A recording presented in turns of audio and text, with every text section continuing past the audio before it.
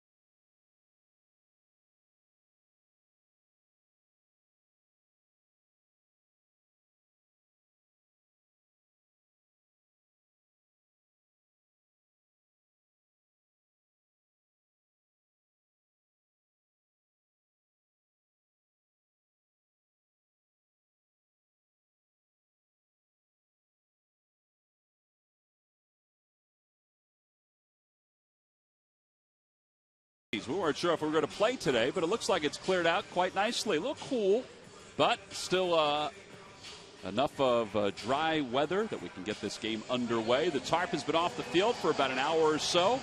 And the Phillies have taken the field as they get ready for the first of this 3-game series. Let's take a look at the Reds starting lineup. It's brought to you by Xfinity, your home for the most live sports. Leading off in center field, Billy Hamilton. Skip Schumacher, the right fielder, bats second.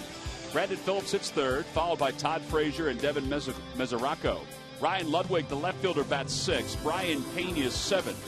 Zach Cozart will bat eighth, and Alfredo Simon will bat ninth for the Reds, and they'll face Phillies right-hander Kyle Kendrick. Still looking for his first win this year. In fact, Kyle 0-5 at the end of the season last year with a 5.97 ERA. He hasn't won since August, Matt, of last year. And he's pitched actually some good games this year where he probably could have had some victories. Just bad luck not scoring enough runs for him. And made a mistake in New York, hanging a changeup on an 0-2 pitch. But one thing you're going to see from Kyle tonight is he's going to try to establish his 88 to 91 mile an hour fastball. I'd like to see him mix in some more curveballs, get his changeup down the zone, and move the hitter's feet. 3-3 record against the Reds with an ERA of 4.41 during his career. He had a couple good starts against them last year, but did not get a victory in either one of those starts.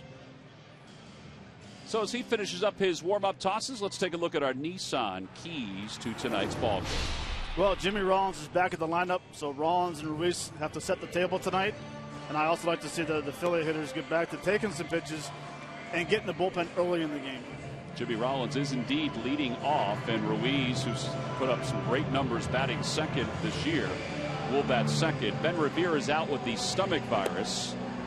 Ryan Sandberg would not say whether Revere would continue as the leadoff hitter, but he said for tonight, Jimmy Rollins was the right person to put in that spot.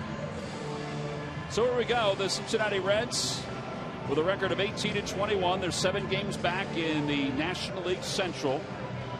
Getting a chance to face the Phillies for the first of 2 times here in 2014. Brian Pena, the manager, Brian Price, the manager, in his first year was the pitching coach since 2009. And he's got a pretty electric guy in the top of his order. That's Billy Hamilton. He'll lead things off. Hamilton hitting just .259 this year with a home run and 6 RBIs, and he shows bunt, lays it down foul, and it's 0-1. And Matt, the scouting report on Hamilton is that not only that he can fly, but on those bunts, he tries to get the first baseman to field it because he feels like he can beat any first baseman to the first base bag. Well, by the way, he just got down the line right there. I can understand why. The thing is, he wants to keep it close to the line, make Ryan Howard field the ball, and run right by him. 0-2 to Hamilton. But Tom, what else happens with a guy who drag bunts a lot is that now Chase has to cheat in at second base, and what it does is it makes those holes bigger up the middle or between first base. And Ashley's still in on the grass at third, even though the count's no balls and 2 strikes. Outside, 1-2. Reminder that tonight's telecast can also be heard in Spanish. Just use the SAP button on your television or change the language through the menu on your cable box. 2-seamer didn't run all the way back, and it's 2-2.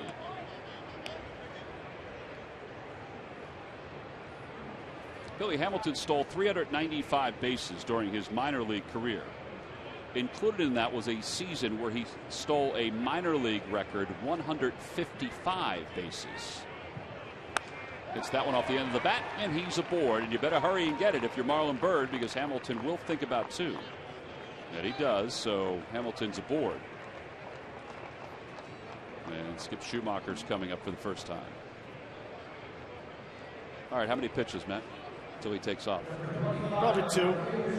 And the thing right now is Kyle's going to have to show him a different look the first time from first pitch on. So he's going to have to hold a little longer, do a quick pitch, hold a little longer, hold, make the hitter call a timeout, and maybe you can pick the guy off at first base as well.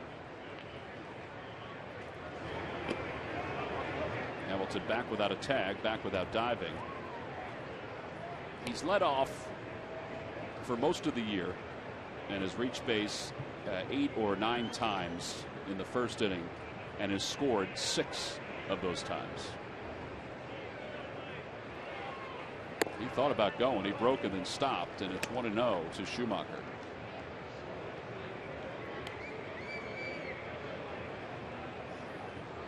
Hamilton was a three-sport athlete in high school.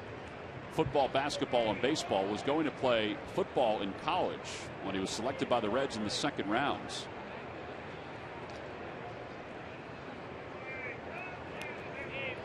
The 155 bases he stole in the minor leagues one season broke the record originally set by Vince Coleman.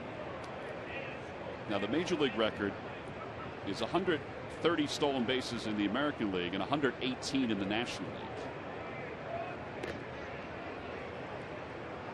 And he's already playing a role in this first inning because that's the most throws I think we've seen in the first inning over to first base. Well, and plus lately the pitchers really haven't had Chooch a chance to throw runners out at second base. Well, Kyle's doing a nice job right now of making Hamilton stop his feet. And what I mean by stopping the feet is he gets that little baby steps going on, has momentum going to second base. Now he's making him stop and hold. That's in there for strike. 1 ball and 1 strike to Schumacher.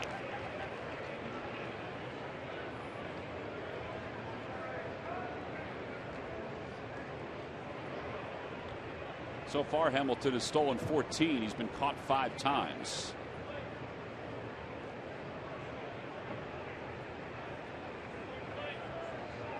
Well, they had him leaning a little bit, so they do get him to go back. Again, he hasn't really had to dive back just yet. Look how clean his uniform is. He hasn't gotten dirty yet. He's getting back easy. He knows probably when Kyle's thrown over to first base.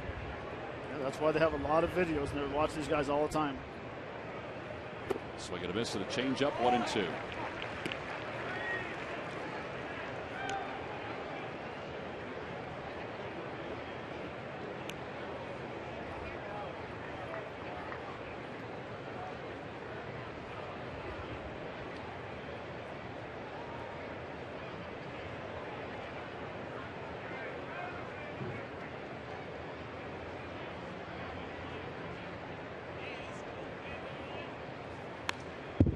Schumacher fouls it back. Schumacher spent 8 years with the St. Louis Cardinals and then spent last year with the Los Angeles Dodgers, where he played 125 games. This past offseason, he signed a 2-year contract with the Reds. And there is an option for a 3rd year.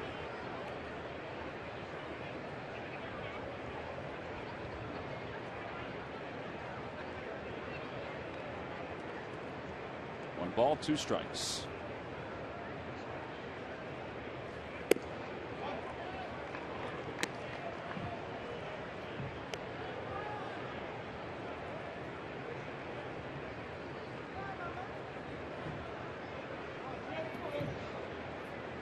I am surprised he hasn't gone yet. Yeah, this might be the best pitch to go. 2-2, maybe a changeup right here. Ruiz going out to chat with Kyle Kendrick. Well, if anything, Billy Hamilton has done what few leadoff batters in today's game are able to do. He's rolled into the head of Kyle Kendrick and the Phillies because they know how fast he is. I thought you were going to say slowed the game down already. Well, he's done that, but that's all part of it. It is.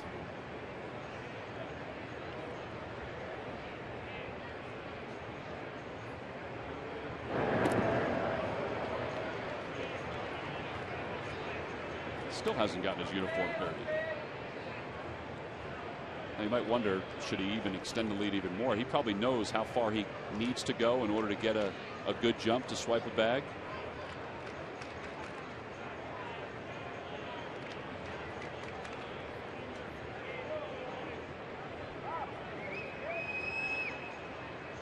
There he goes. Pitch is floated out toward left field. Dominic Brown got a little slow start, and he comes in to make the play on one hop. And Hamilton will go to second. So back-to-back bloop hits, and the Reds have first and second with nobody out.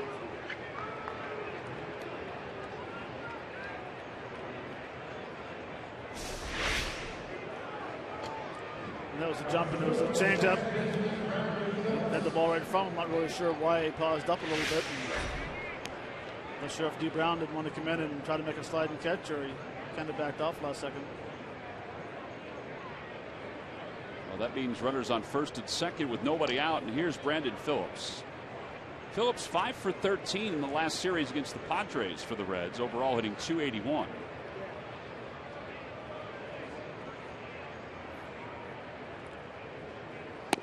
Just off the outside corner. It's 1 ball and no strikes.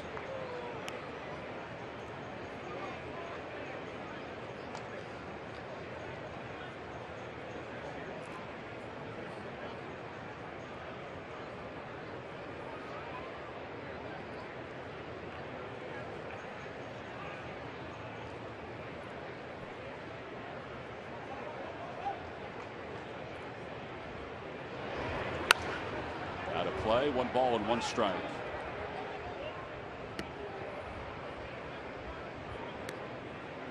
Brandon Phillips in his 9th year with the Cincinnati Reds.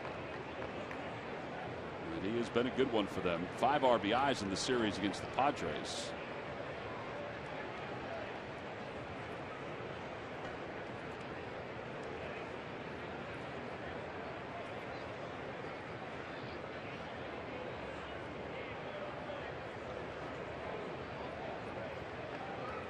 Hamilton's base stealing ability has kept Utley right near the second base bag. That, and they may play Phillips that way, but I think it's more about Utley keeping Hamilton close.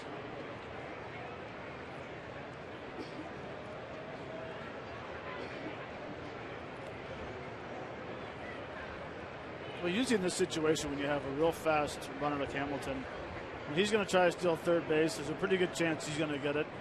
This is where you want to throw behind him and try to get Shoemaker out at second base. But in order to happen, you have to have Ryan Howard get a little closer to first base to hold him tighter. Out towards center field. Mayberry on the run. He'll get there. Hamilton's going to tag. And Mayberry's throw will go to second base.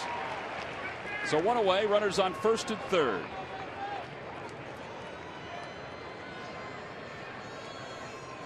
Yeah, that'll bring Todd Frazier to the plate.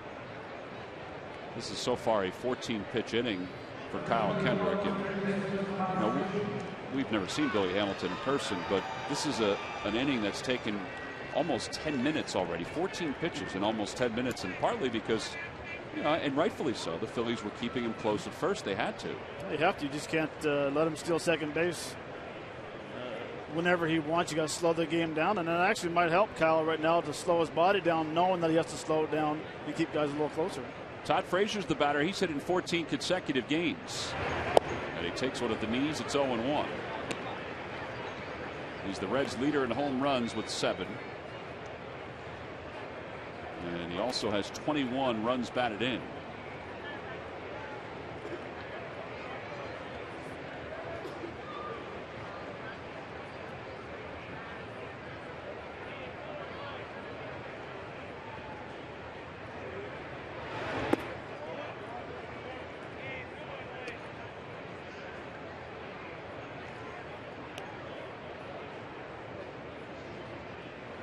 Hamilton's on third. Schumacher's on first. Both reached on blue pits. 1 to right, 1 to left.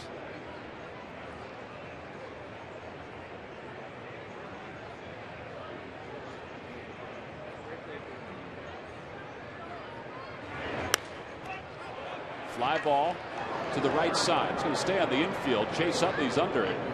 And he makes the catch. 2 away. That's a big pitch right there. Give Kyle some credit. With Votto and Jay Bruce both out of the lineup, Frazier's been really the most productive hitter for the Reds, and he got him to pop it up on the right side. This is where Chooch just set up outside for a cutter. Starts the other half. Up in the zone a little bit, but far enough out where he couldn't get the extension and get it on the barrel. Made a very quality pitch right there to get a pop up to Chase at second base. So 2 away, runners on first and third. Here's Mesoraco, who's just off the disabled list. He was on with a bad hamstring. You see how lofty his numbers are. 22 hits in 47 at bats so far. But he went on the DL on the 25th of April.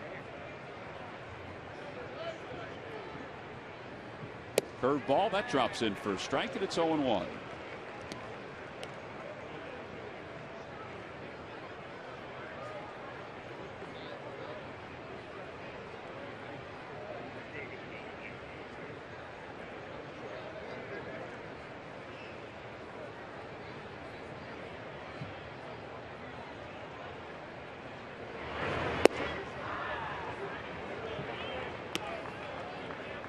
Chris Conroy is the umpire behind home plate tonight. Jordan Baker's over at first. Jerry Meals is the crew chief. And Paul Emmel's around at third. Meals and Emmel are the veterans of this crew.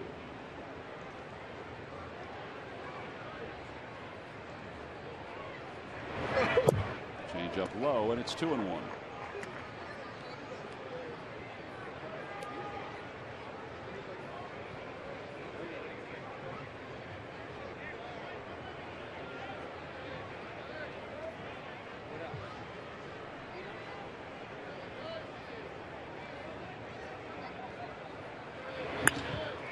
Drive out toward left field. Going back on it is Dominic Brown, and it is gone into the flower bed. A 3-run first inning home run, and the Reds take the early lead here at Citizens Bank Park.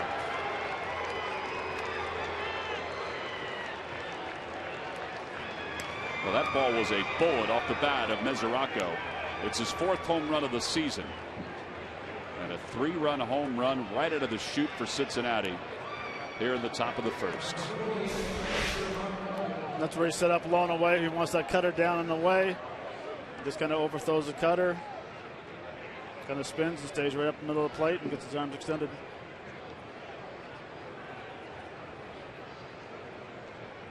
He rolled around that flower bed. You know, the last start against the Mets, it was a changeup to David Wright that resulted in a 2-run home run in the first. Now, this cutter that results in a 3-run home run for Mesoraco. So Ryan Sandberg's team is in the early hole. And here's Ryan Ludwig, 1 for 7 in the series against the Padres. Ground ball toward the hole. Sliding grab by Rollins. Gets up, flips to first. On the hop, it's in time. And Ludwig is retired. Boy, Jimmy Rollins with some great defense to finish up the top of the first. The Reds do get 3 and a home run. We go to the bottom of the first.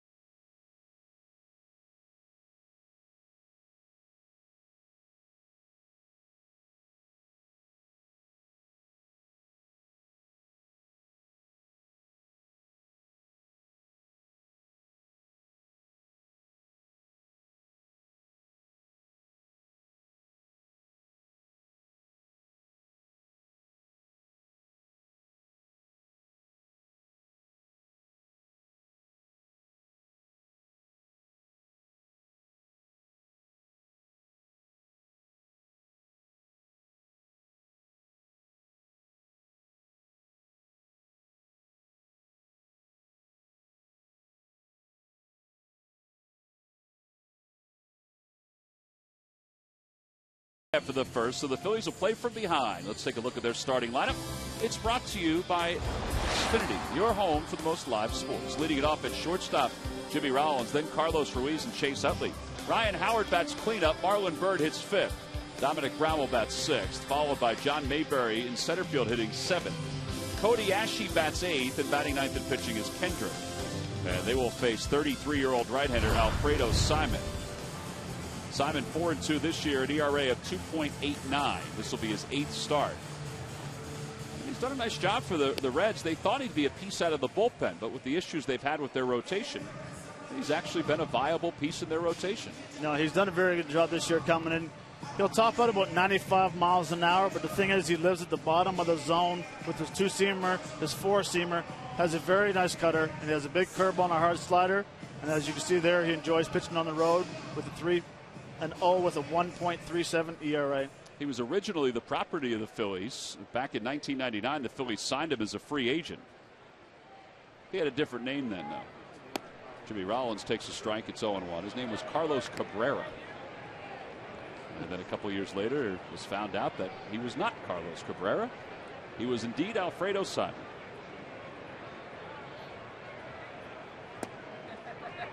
1 ball or no balls and 2 strikes to Rollins. 95 on the first pitch, 94 in the second.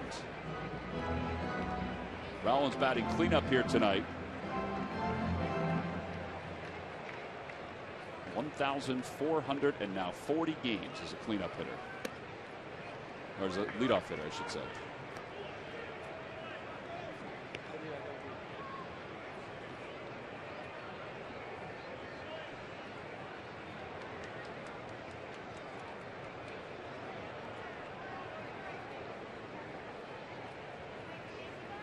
In the dirt, 2 balls and 2 strikes. Mentioned earlier that Ben Revere, the normal leadoff hitter for the Phils on most days, is out with a stomach virus. There was some talk with the off day. Ryan Sandberg said he was going to contemplate some lineup changes, positioning in the order. And Rollins out front pulls that foul.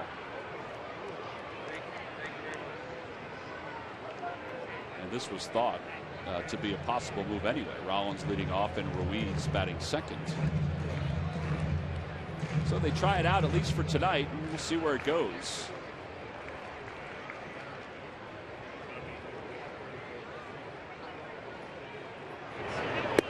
Check swing. Did he go? Yes, says the third base umpire Paul Emmel.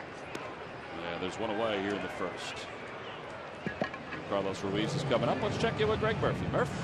All right, thanks a lot, guys. Well, as you know, on Wednesday night, the Phillies Charities fantastic auction came to a close, and I would say by all accounts it was a roaring success. Really amazing. Over 1,300 bids came in for over 55 once-in-a-lifetime items. And you take a look at the top 5 items that went for bid. A collection of the Fanatic bobbleheads that are exclusive, of course, for $9,100, and some autographed baseballs by this year's team went for over $7,000. Golf with Schmitty came in there at third, and some autographed baseballs from the 2008 team as well, and a hitting clinic with Chase Utley round out the top 5. But a terrific partnership along with WPHT Radio and WIP Radio, the Phillies flagship radio stations, over or close to $160,000 raised for Phillies Charity. So that was a terrific success, guys. Well, Phillies Charities does so much great work, sometimes unnoticed work, with just dozens upon dozens upon dozens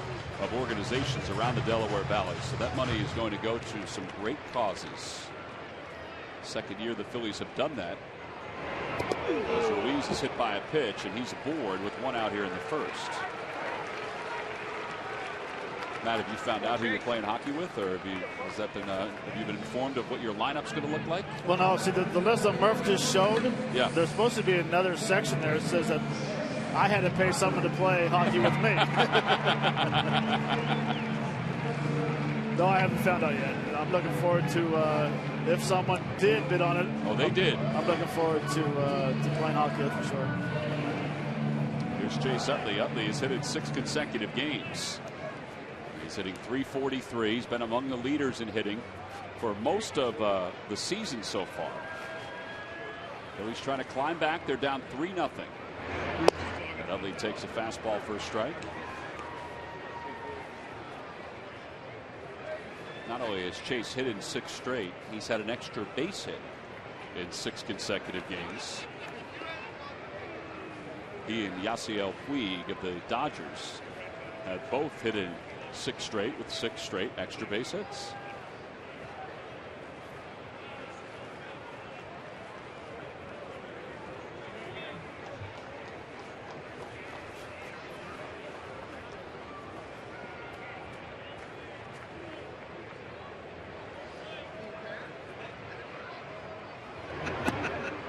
Ball and 1 strike to Utley.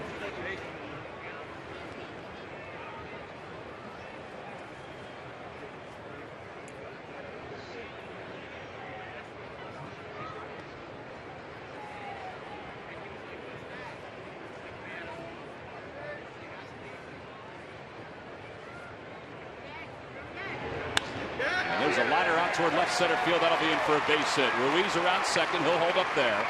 And the Phillies have 2 on with 1 out. They're in the first, and Ryan Howard's come to the plate. So 7 straight now for Utley, which ties Ryan Howard Ryan's hit in 7 straight games as he comes to the plate here in the bottom of the first.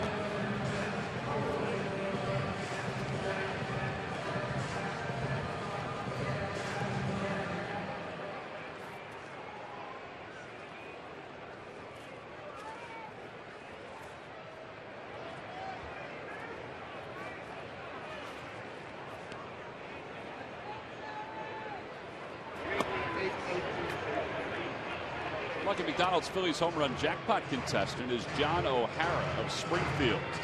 Phillies hit a home run in tonight's ball game, and John will win $400. Phillies have hit only 25 home runs this year, 14th in the National League. The Reds have hit 33. Change up outside, 1 ball and 1 strike.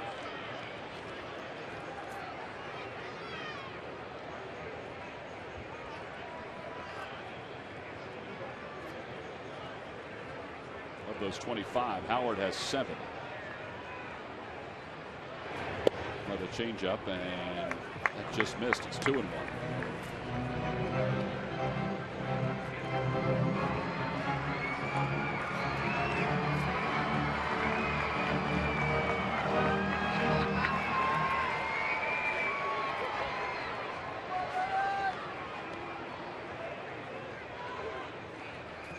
He pulls it to the right side. Phillips has got it. He goes to second for 1, and that's all they'll get. Utley made sure of it. Over to third goes Ruiz. Now there's a spot where if Phillips was playing in his normal depths in shallow right, they probably still would have gotten Howard at first, but Utley would have been at second base. Right, just because of the shift, he has to get into a double play situation. He gets in a situation where the two-seamer, and he's actually playing closer to second base and has to go quite a ways to his left to make a turn and throw to second base. But I agree with you. If he's back where he's normally playing for the shift, then you're going to have second and third with 2 out instead of first and third. It's a very good play by Brandon Phillips, a Gold Glover. Marlon Byrd is the batter. Bird's average has dipped under 300. He's 0 for his last 10.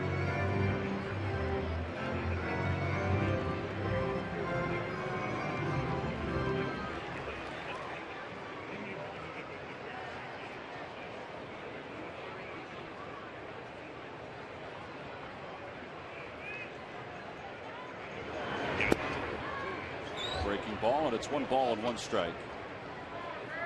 On the Toyota Major League scoreboard, Jason Worth has an RBI single in the bottom of the first, and the Nationals have jumped out to a 3-0 lead over the Mets.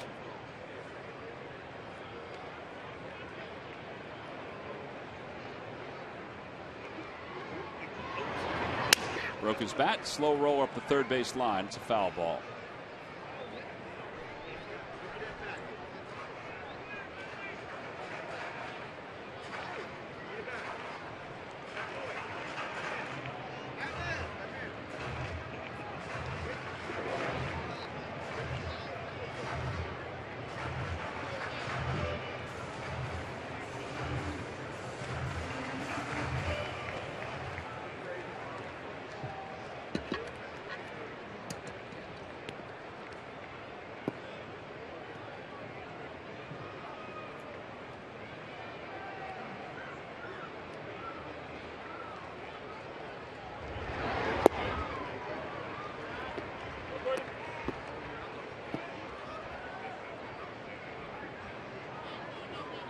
Interesting to see that 1 ball, 2 strike that came in with a hard sinker blows that bat up, and then all of a sudden now you come back with a slider away, which is doing a hitter a favor by speeding his bat up into the zone.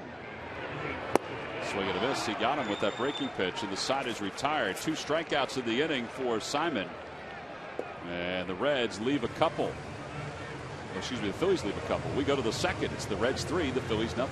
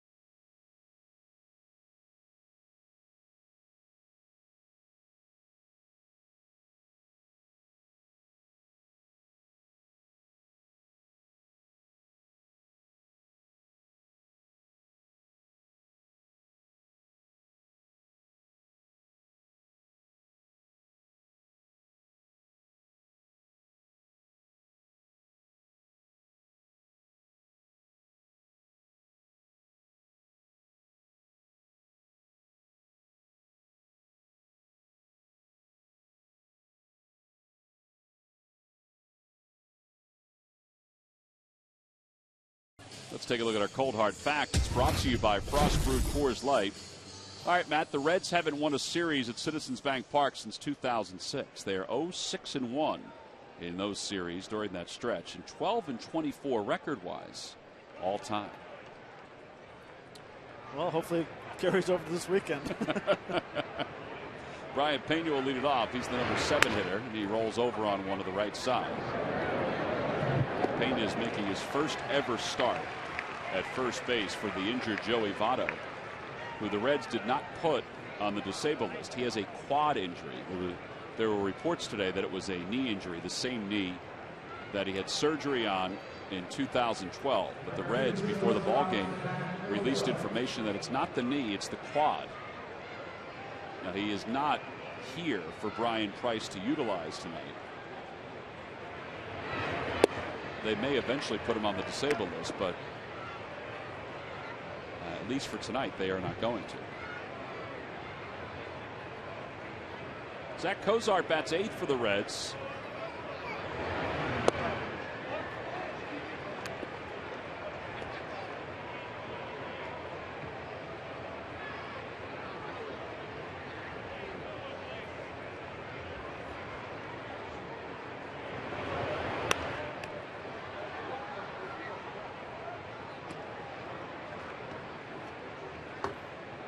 Yeah, I watched that game yesterday with the Reds versus the Padres, and Joey struck out 3 times, and you could tell he was favoring something every time he was taking a swing. But I imagine he's a big sigh of relief that it's just a quadricep and not his knee.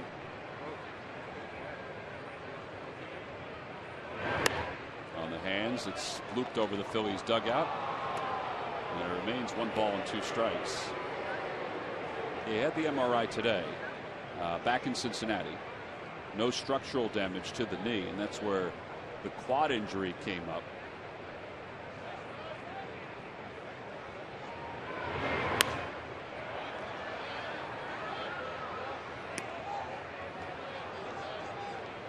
Even if he were here tonight, they probably weren't going to use him, because they figure if he has to go on the disabled list, it's probably not going to be much more than a normal stint on the DL. They want to use him at all and then have him go on and have a day where they've lost it. 2 balls and 2 strikes to Cozart. That being said, it's hard to say how long you want to wait having a man down on your side, but also you don't want to put him on the DL if he's going to be back in 7 days, because he is the next MVP.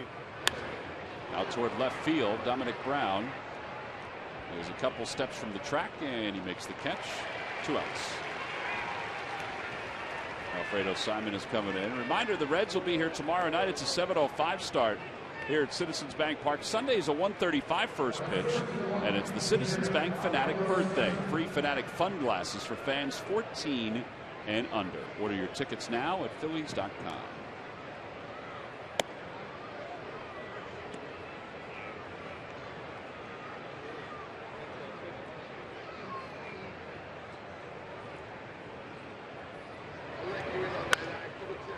One hopper scooped up by Howard. He's made 2 good plays here tonight at first. Side is retired in order, so the Reds go down quietly. It's a 10-pitch inning for Kyle Kendrick, a much-needed 10-pitch inning.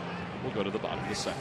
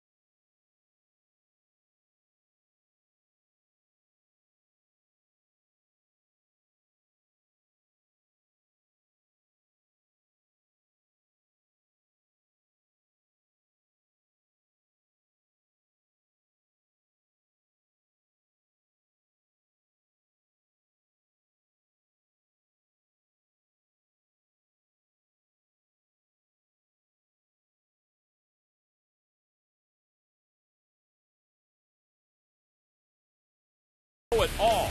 Watch Chevrolet Sportsnet Central on Comcast Sportsnet. We go to the bottom of the second here in Philadelphia. It's the Reds 3, the Phillies nothing. It'll be Dominic Brown, John Mayberry, and Cody Ashe for the Phillies against right-hander Alfredo Simon.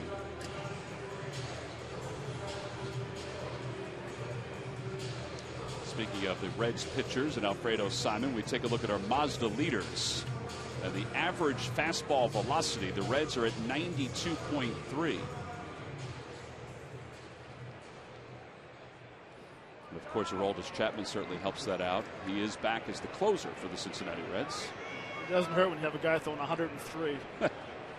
And Simon helps too. Simon's fastball tonight is topped out at 95 so far. That last pitch was at 95 to Dominic Brown. Dominic hitting .221, a home run, 15 RBIs.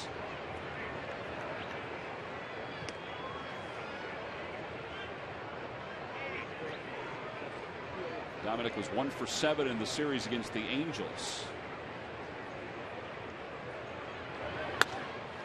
Out toward right center field, playable for Shoemaker. And one out here in the second, and John Mayberry's coming up.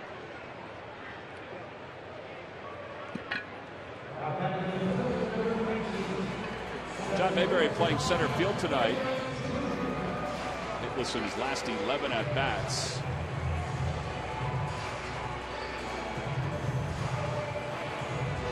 Ryan Sandberg could have played Tony Gwynn, but he wanted to get Mayberry some ABs here tonight.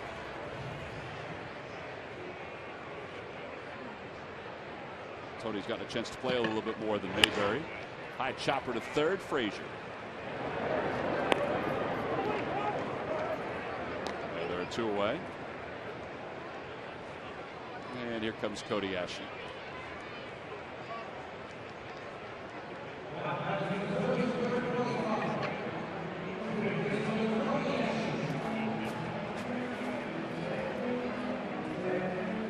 There's Brian Price. We mentioned this is his first season as the manager of the Cincinnati Reds. He'd been the pitching coach since 2009 under Dusty Baker.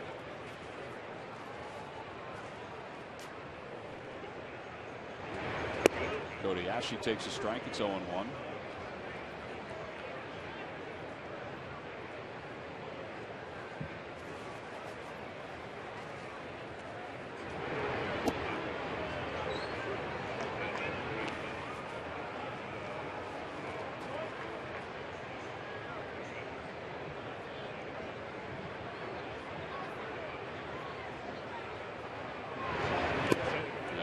Tip, and Ashe's down on strikes. Third strikeout for Alfredo Simon. Phillies go down 1-2-3. We've completed our first 2 here at Citizens Bank Park.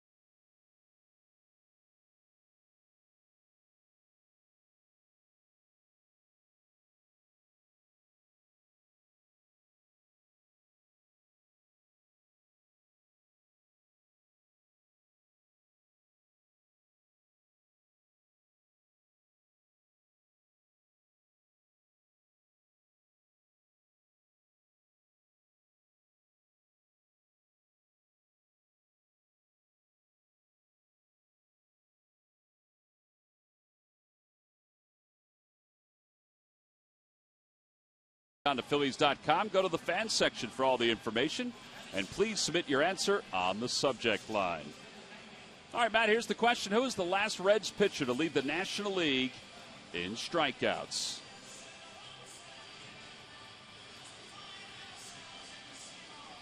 We'll get to that answer in just a little bit.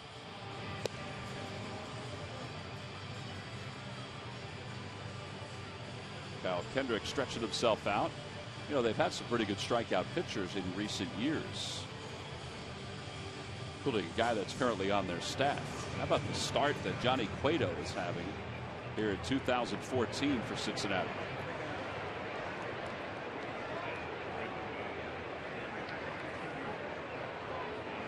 Billy Hamilton will lead it off. He singled and scored in the first on a 3-run home run. Shows bunt, takes outside. It's 1 ball and no strikes.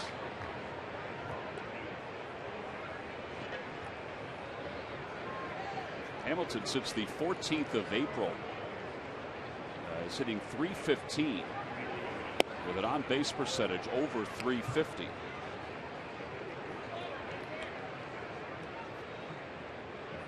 Originally, this kid was a second baseman who they moved to the outfield.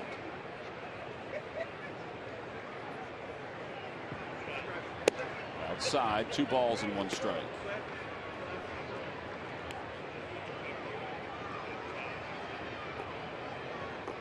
Shows you what kind of speed he has. Second base, shortstop, they're all playing in double play depth, knowing that if he hits the ball, they got to hurry. Well, he bunts that foul, and he basically hurtled over the top of it while he was out of the batter's box, so it didn't hit him. 2 balls and 2 strikes.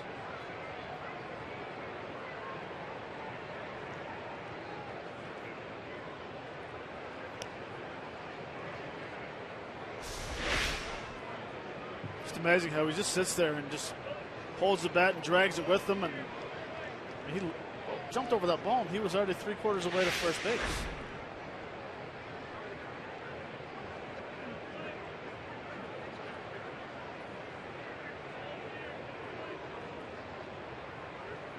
Swing and a miss. And a strikeout for Kyle Kendrick.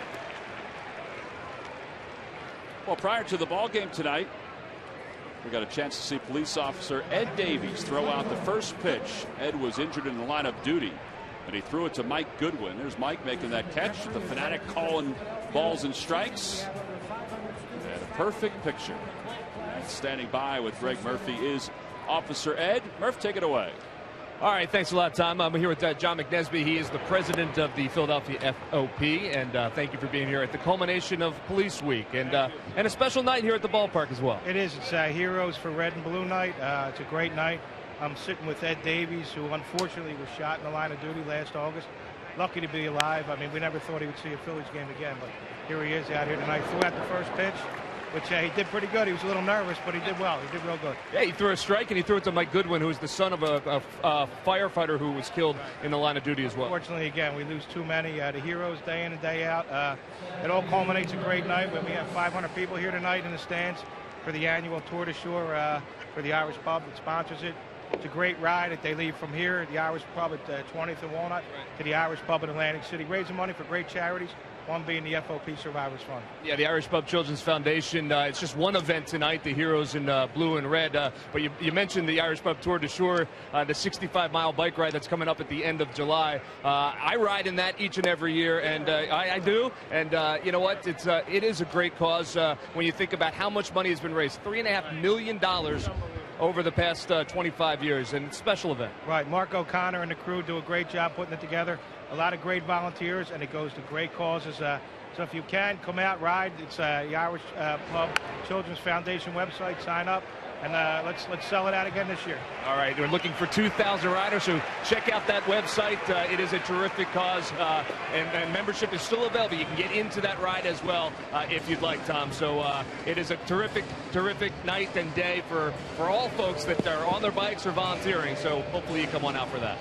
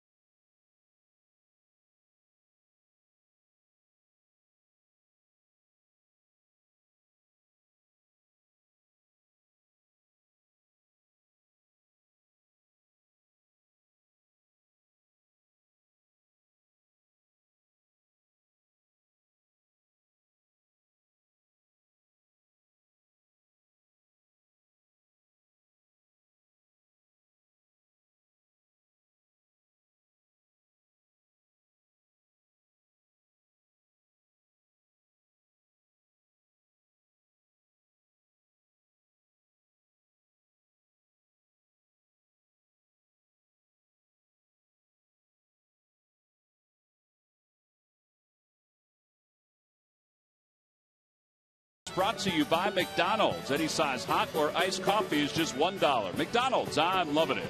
By WB Mason, you can't go wrong when you buy right. And by Dodge, visit Dodge.com or your local dealer today. Oh, it's Irish Heritage Night here at Citizens Bank Park. Some of the great dancers that were part of the pregame festivities. A beautiful rendition of the national anthem. Kyle Kendrick leads it off here in the bottom of the third. Kendrick hitting under 100. He is 1 for 14 this year.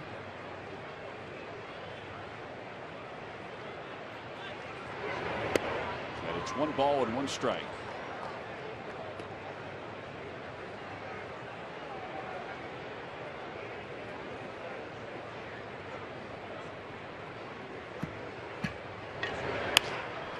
Side, and Kozar throws out Kendrick. Well, he was moving up the line too as hard as he could. And 1 away here in the third. Back to the top of the order, the leadoff batter, Jimmy Rollins. He's coming up. Rollins, though, will give Kendrick a chance to get back to the dugout.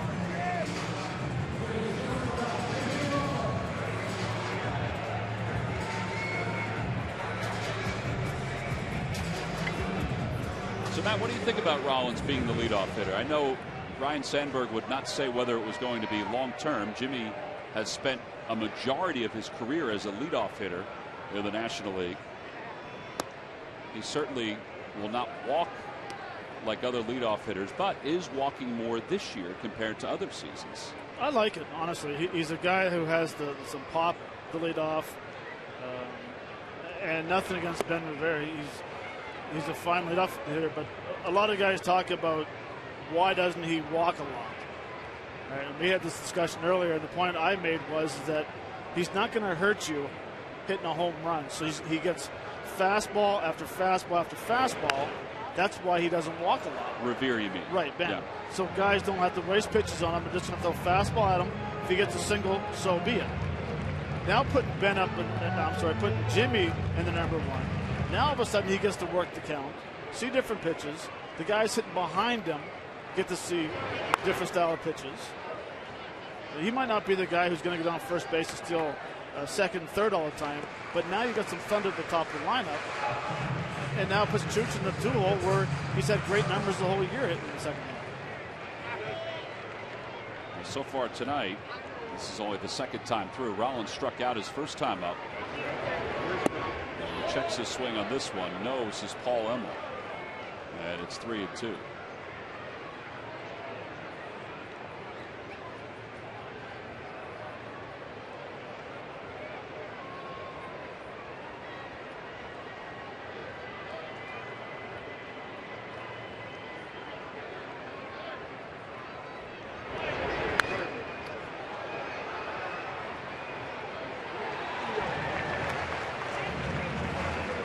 That means when Ben gets back from the stomach virus, if you put him in the 8th position or the 7th position, he might see more off-speed pitches because the pitcher's sitting behind him.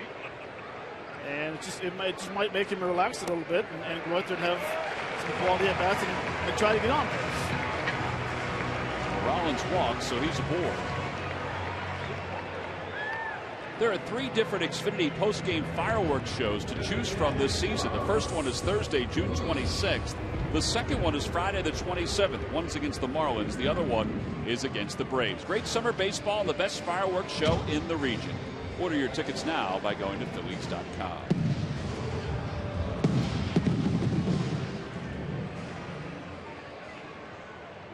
Phillies will be in Pittsburgh for the 4th of July. Part of the reason why those first 2 fireworks shows are before the month of July. As Ruiz takes outside, it's 1 ball and no strikes. Carlos hit by a pitch his first time up.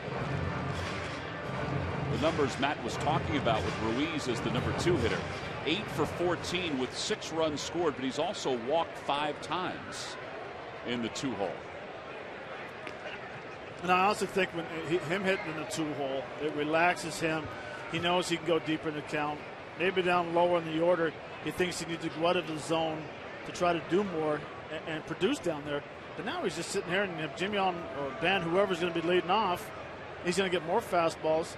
Great hit and run guy. And he just relaxes more, and he sees the ball get deeper in the zone and reacts. Well, and the other thing too, everybody knows the Phillies offense is really struggling, particularly here at Citizens Bank Park, averaging in the last 10 home games just a hair over 2 runs per game. So mixing it up isn't the worst thing in the world. It's really a remarkable stat how they've struggled at home hitting in this ballpark. Great batter's eye. Not very deep. I mean, the ball carries well here. Just very interesting.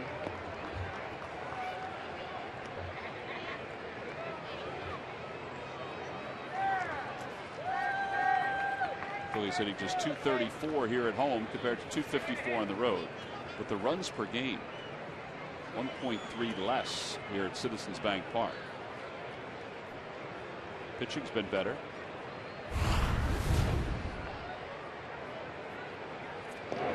Mullins goes back.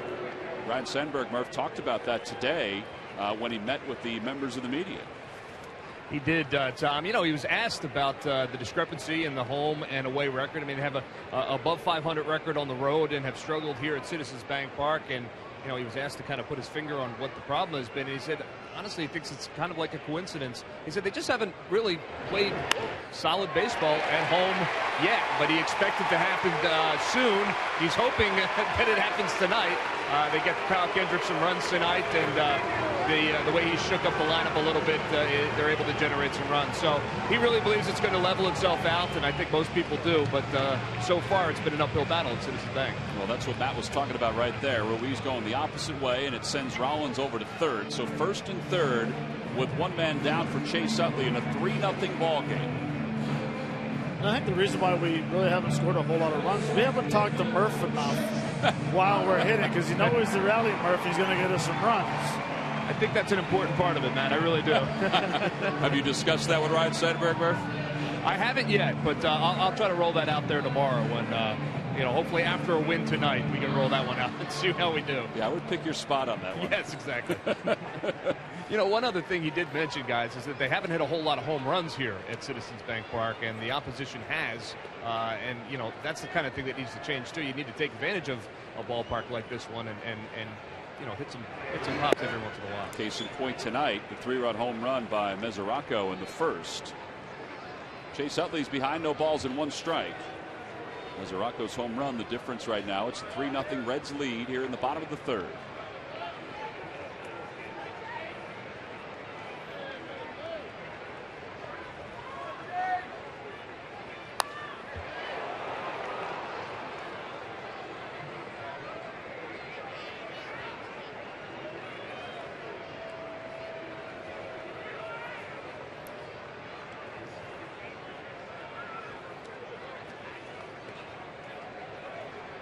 Ball hit the fence in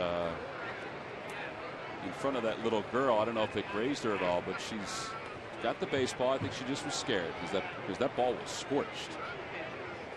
0-2 pitch to Utley. Swing and a miss. 2 outs. 4 strikeouts for Simon. It's now time for you to tweet your photo using hashtag PhillyFanPhoto for a chance to have it shown in an upcoming game broadcast. It's brought to you by AT&T. We've been able to share a couple of those photos already this year, and we'll share some more a little later on in the telecast.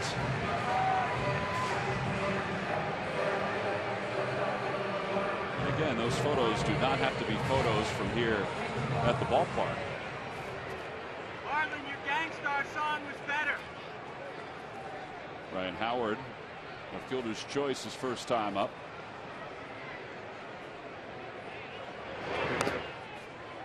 Fouls it off. It's 0-1.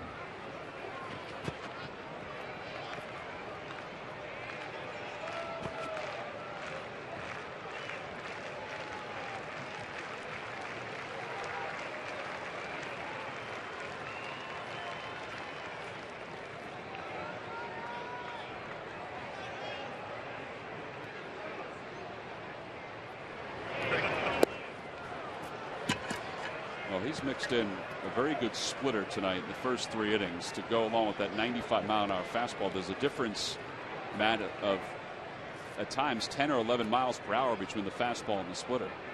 Yeah, and that's when you have to respect his fastball, so you kind of cheat. And all of a sudden you'll throw that split finger or that back foot slider that he struck Chase out on. And it just speeds the bats up, and the guys are swinging over top of it. No balls and 2 strikes to Howard.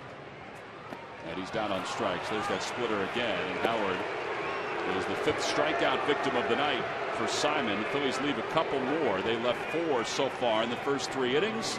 On to the 4th inning with the Reds up 3-0.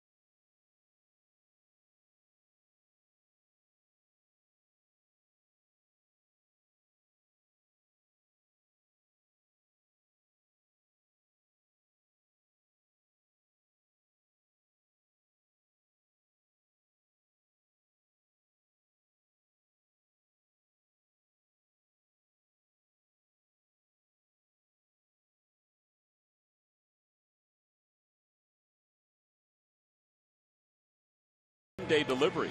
Nobody beats WB on HP. Top of the 4th, the Reds 3, Phillies nothing. The Reds 3 runs scored in the first on a 3-run home run by Devin Mesoraco. He'll be due up 2nd in this inning against Kyle Kendrick.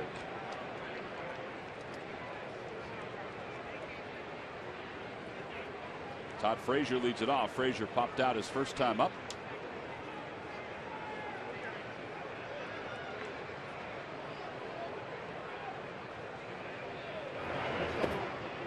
Dirt, 1 ball and no strikes. Frazier grew up in Toms River, New Jersey, went to Toms River South High School and then Rutgers University. Still makes his home in Toms River.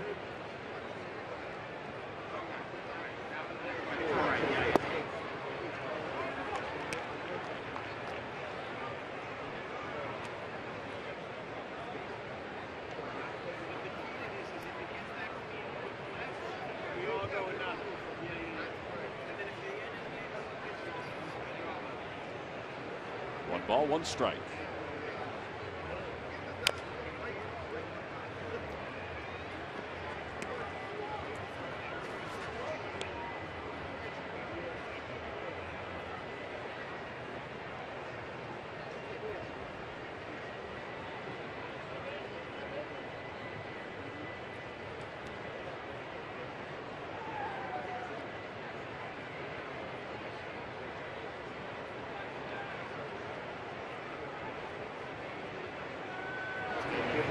Outside, 2 balls and 2 strikes.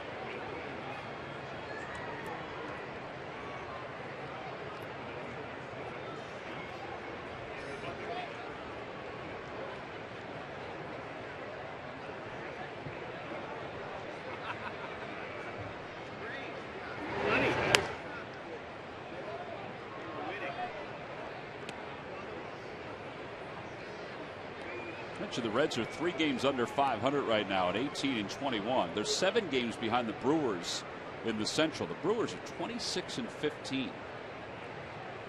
While there have been a number of National League teams who have struggled against the American League, the Brewers are 5-1 against American League teams. Marlon Byrd, a long run in And he makes the catch, and there's one out. I mentioned that the Reds, during the course of the season, have struggled offensively without Jay Bruce, now without Joey Votto. And Brian Price, their manager, said, look, we know what this team is and what we're capable of doing. It's well documented. It's a team, when healthy, that people are very familiar with. There's name recognition with our players. We know we have a history of being able to produce runs. That being said, we haven't found our groove. It's amazing that their numbers are so close to the Phillies' numbers offensively. They're 10th in the league in hitting, 13th in runs scored. Phillies are 8th in the league in hitting. Home runs, they're 11th. Phillies are in that same neighborhood. In fact, the Phillies are 14th.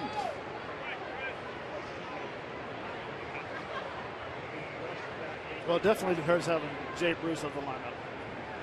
And also with Votto now being down, guys have been hurt. What they have 9 guys off opening day. In the first inning, he's got a slider or a cutter that stayed up in the zone, and I'd say win ball games. That 2-out home run or 2-out knock that switches the momentum over to get the early lead. Well, Kendrick is ahead, 1 ball and 2 strikes, and he lays off a sinker, 2-2.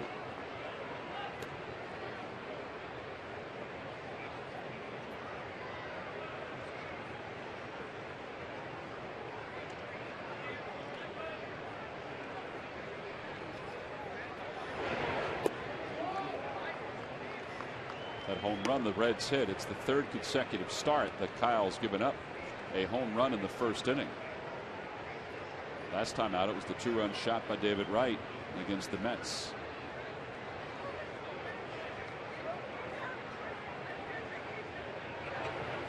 And a call, strike 3. There's the 2-seamer. It worked on the outside part of the plate, and there are 2 outs.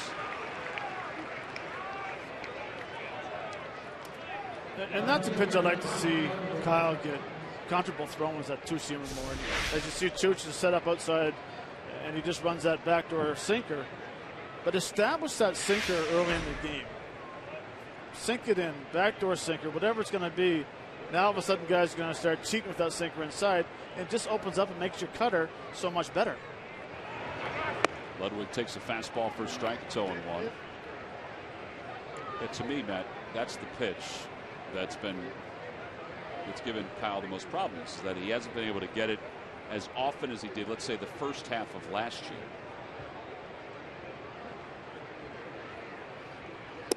Such a good pitch against a left-hander batter, or in that case, against a right-handed batter, because it can cut back.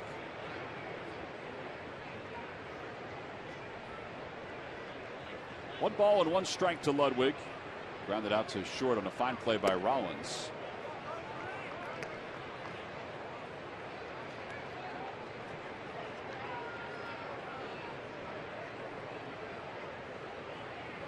Ryan Howard's also made a couple of good plays over at first, including the throw that Rollins tossed his way in that first.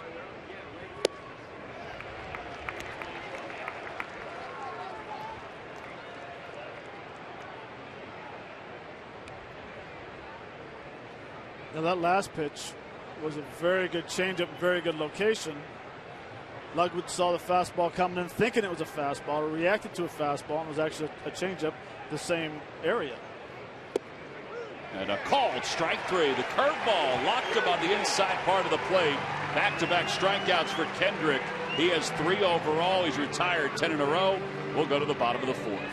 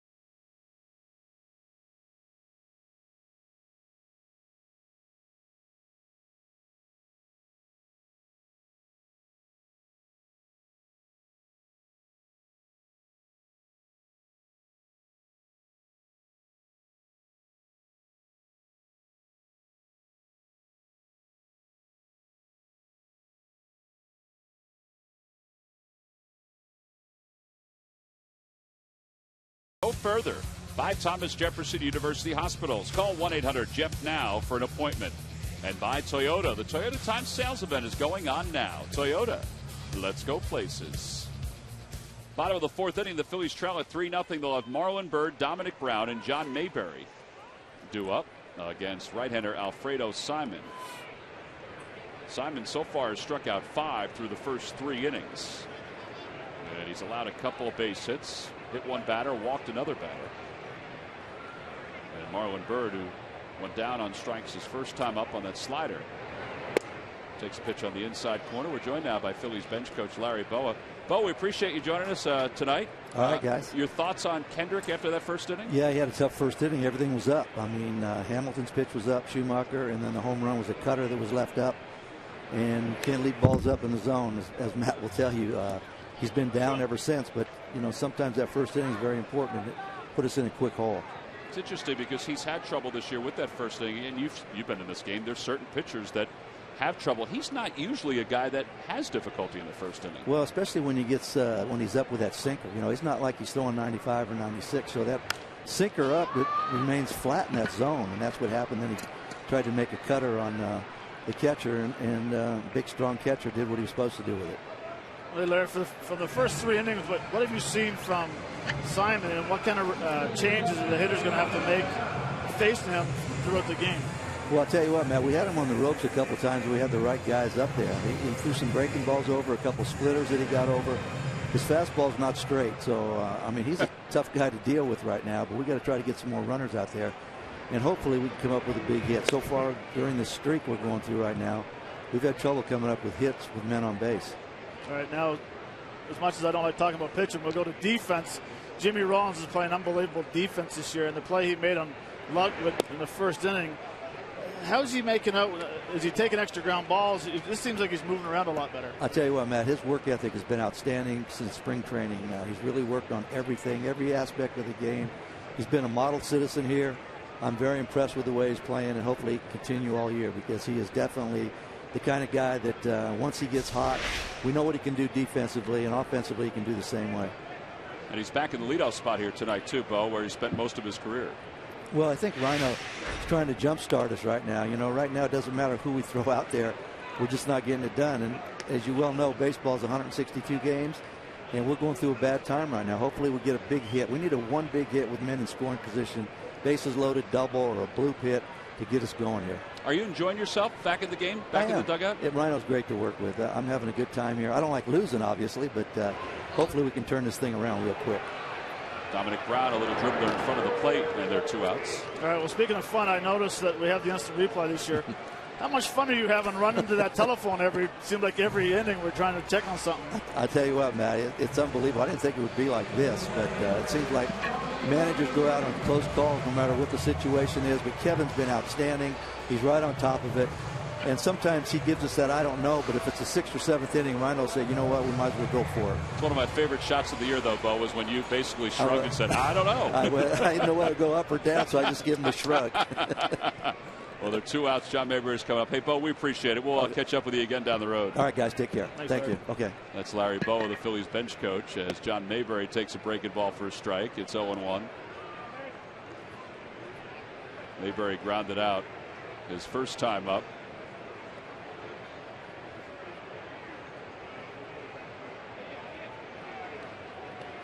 I tell you, Larry Bowa, he's good at a lot of things. He was a very good broadcaster when he was doing that too. He speaks his mind. He tells you straight out how it's supposed to be, and that's what you appreciate. And as a coach, he does the same way. But I agree 100% on how he was talking about Jimmy, the way he's approached the game, and from spring training, taking the ground balls and having great at bats every time, and go up there working pitches. I'll agree 100% with this comment he made. 2 balls and 2 strikes. I think the other thing that you notice, the bench coach needs to be able to speak his mind. You know, whether he agrees or disagrees, he's got to be able to tell a manager what his opinion is. And I think Bowa definitely lends that to his relationship with Ryan Sandberg. 6 strikeouts tonight for Simon. As Larry Bowa said, Nothing he throws is straight. It's moving every which way.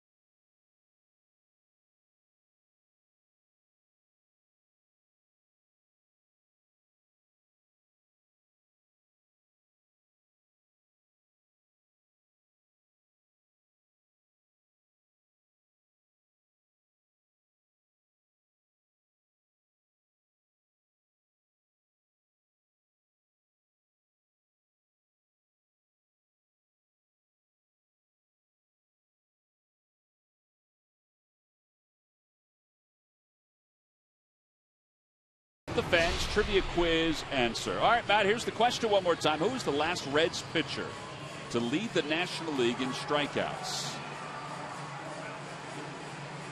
No, it's not Chapman. Aaron Harang. Aaron Harang is correct. 216, surprisingly, 216. But he had a couple years where he had 200 strikeouts or more. Yes, 200 innings, over 200 innings that year. A lot of people that thought the year he led the league in strikeouts, he should have also received some votes for the Cy Young Award.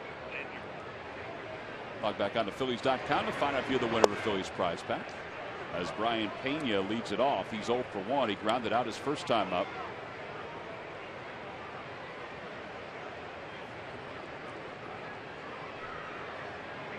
Richie Pena is playing first base tonight for the first time in his career for the injured Joey Votto. Last year when Votto was, or 2 years ago when Votto was out, it was Frazier who filled in at first base. Broke his bat, pop up toward first, in foul territory, 1 out.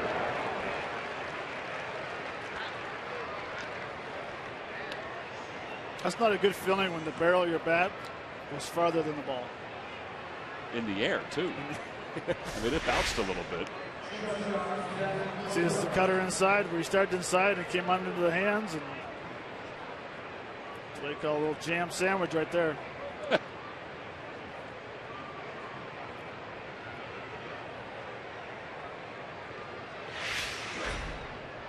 Breaking ball a little high, 1-0.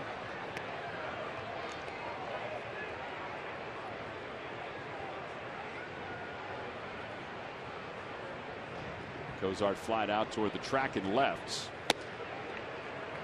Cutter on the outside part of the plate. Now that's where he wanted the cutter to Mesoraco.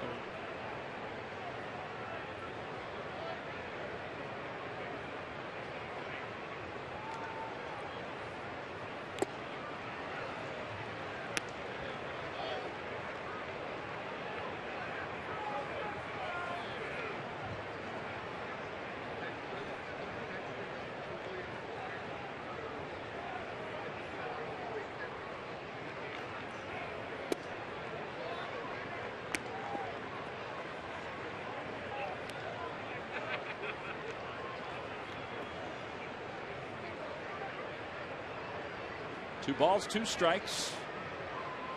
Kendrick's got a pretty good tempo going right now. That'll be out of play.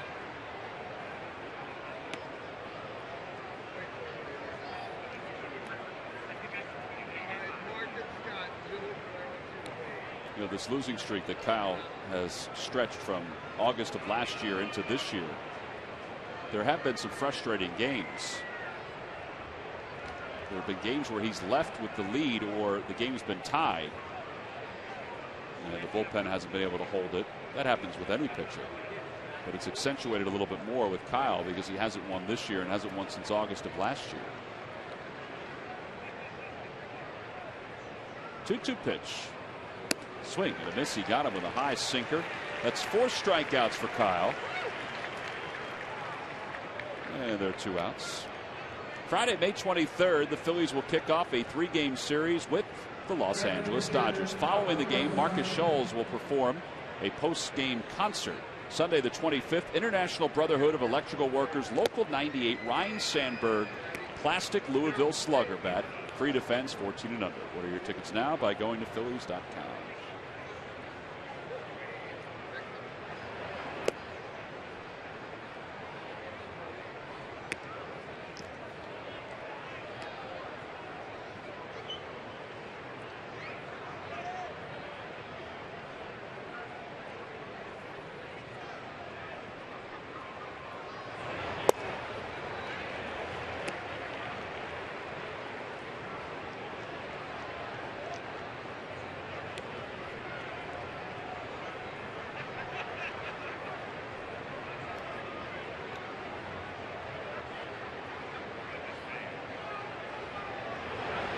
Swing and a miss. He got him. Another 1-2-3 inning for Kyle Kendrick. It's 4 straights.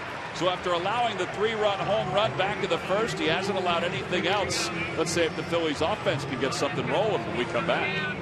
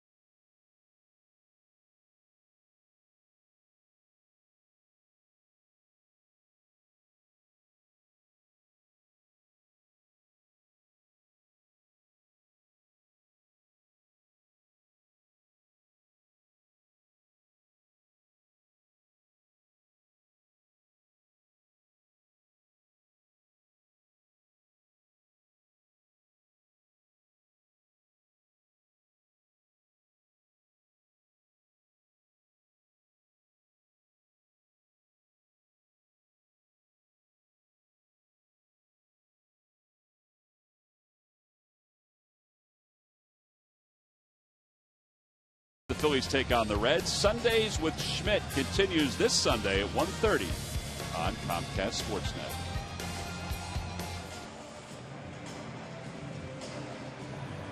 Bottom of the 5th inning, Reds 3, Phillies nothing. It'll be Cody Asche, Kyle Kendrick, and then Jimmy Rollins. Phillies have managed 2 hits so far against Alfredo Simon. Asche struck out his first time up. Simon is 6'6", 265 pounds. Big guy, and he's maintained his velocity through the first 4.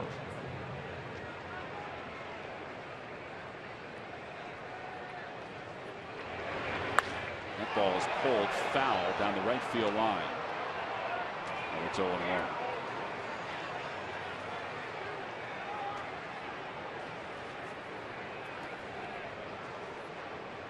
Phillies traded Simon and Ricky Leday to the San Francisco Giants for Felix Rodriguez. That one's pulled down the right field line. It is a fair ball going to the corner. Asche's on his way to second, and he'll be there standing.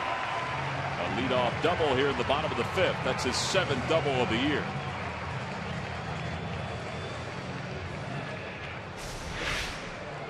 Just a curveball backdoor. It came right back towards the middle of the plate. Cody stayed back long enough to hit it down the right field corner. But that swing there set up the fastball that he turned on, hit foul in the second deck. Bought him a curveball. You see a lot of pitchers that'll do that sometimes. Throw a fastball, they turn on your best fastball, sit off speed, and you get a curveball. Well, now Kendrick, who's going to be up there to try to sacrifice Ashe over to third. Kyle grounded out to short his first time up.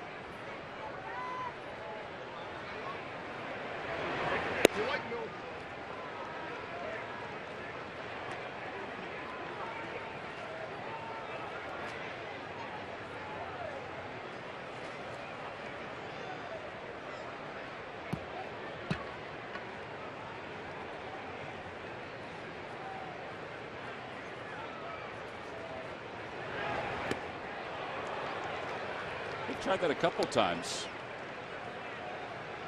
Hasn't worked yet.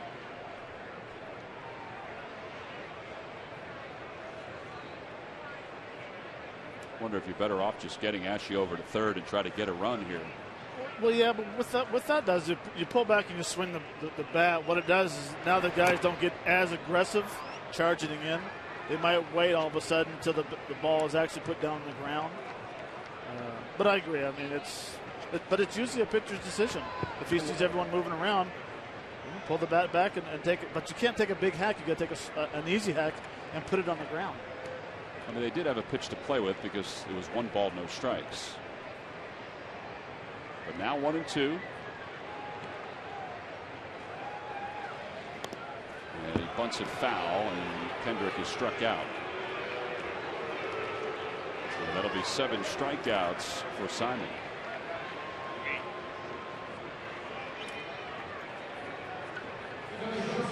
So 7 strikeouts tonight for Simon. Just to put that in perspective a little bit, he didn't have any strikeouts in his last 2 starts. Now his last start lasted just 3 innings.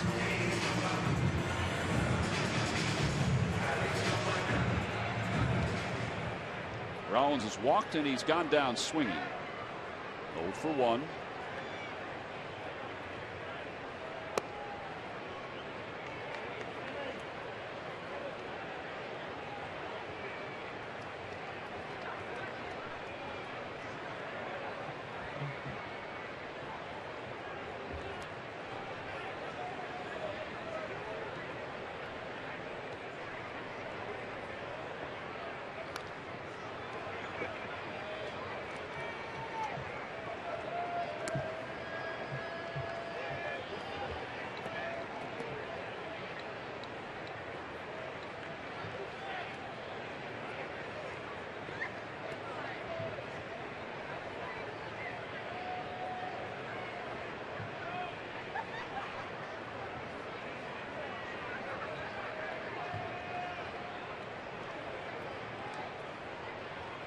Pulled toward the right side, and it's scooped up by Pena.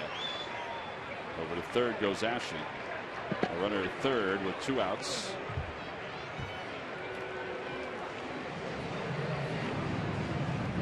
Carlos has been hit by a pitch and he has singled so far.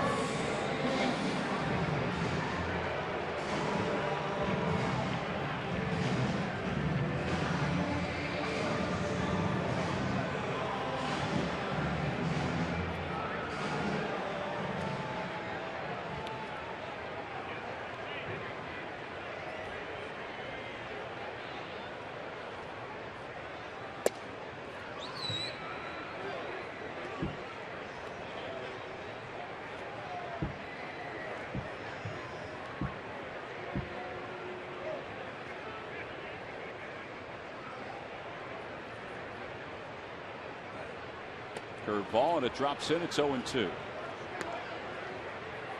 Hasn't thrown many curveballs tonight. But to his credit, he's getting the fastball over, the split over, the slider over, and now the curveball. It's tough to not give up on it.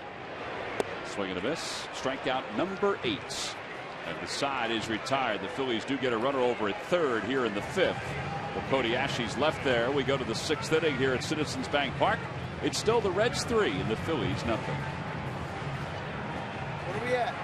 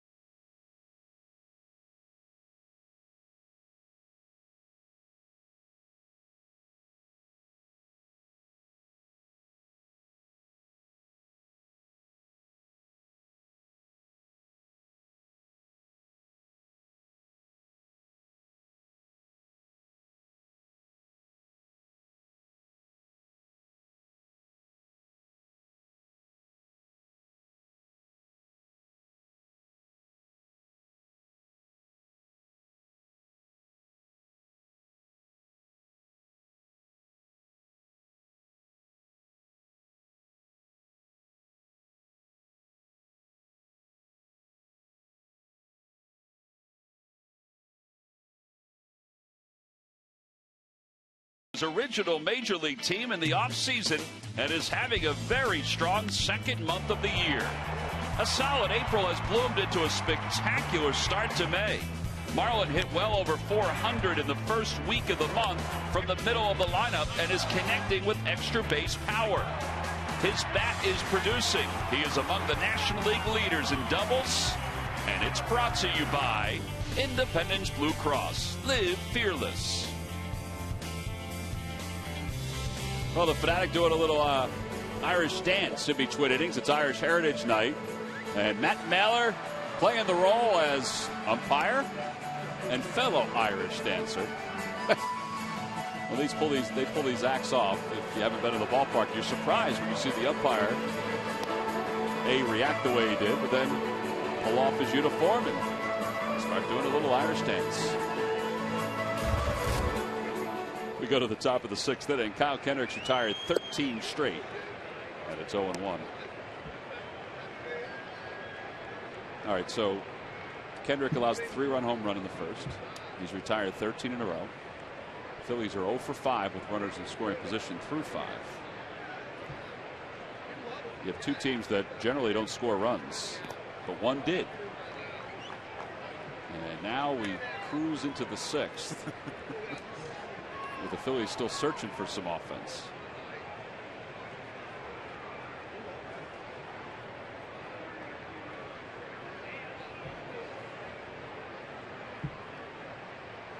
Outside 2-1. Should say 0 for 7. Hamilton is singled and scored. He's also struck out looking.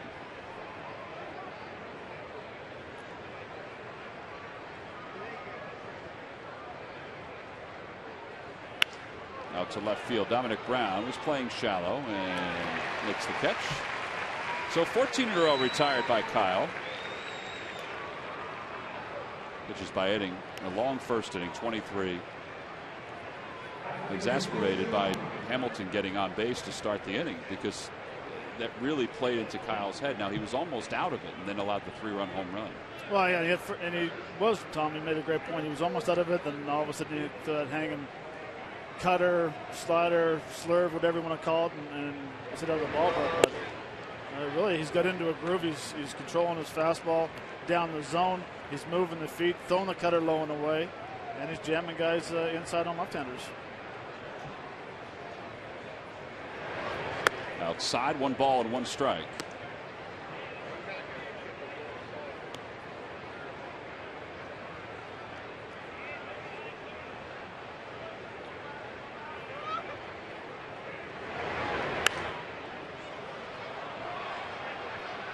Skip Schumacher is singled and he's also grounded out to second.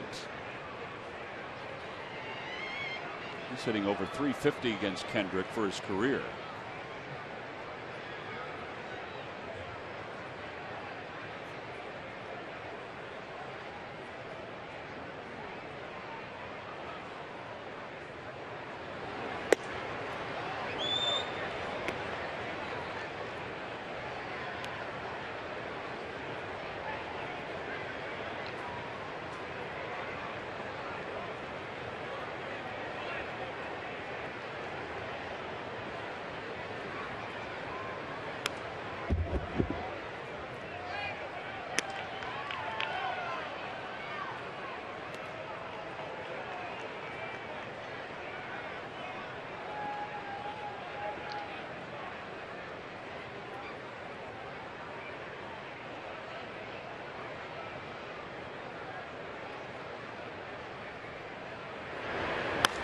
Out towards center, John Mayberry will glide toward the alley in left center and put it away.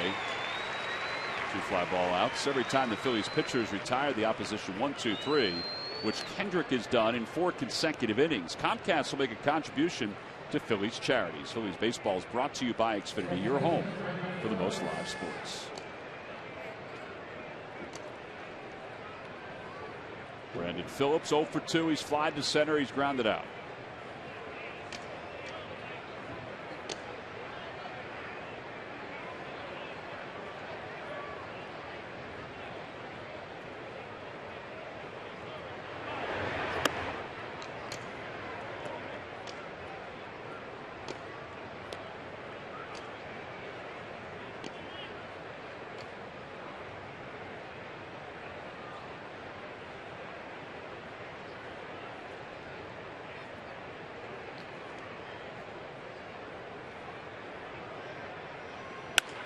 Off the glove of Kendrick, and Utley will try to barehand, throws, and it's not in time.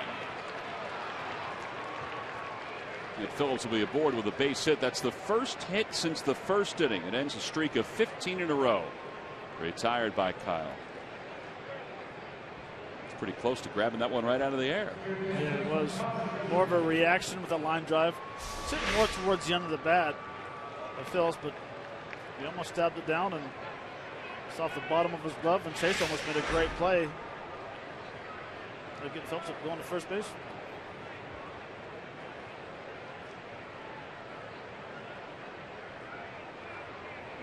Phillips 0 for 2, trying to steal this year. Very short lead over at first, as you can see. Frazier fouls it back. It's 0-1.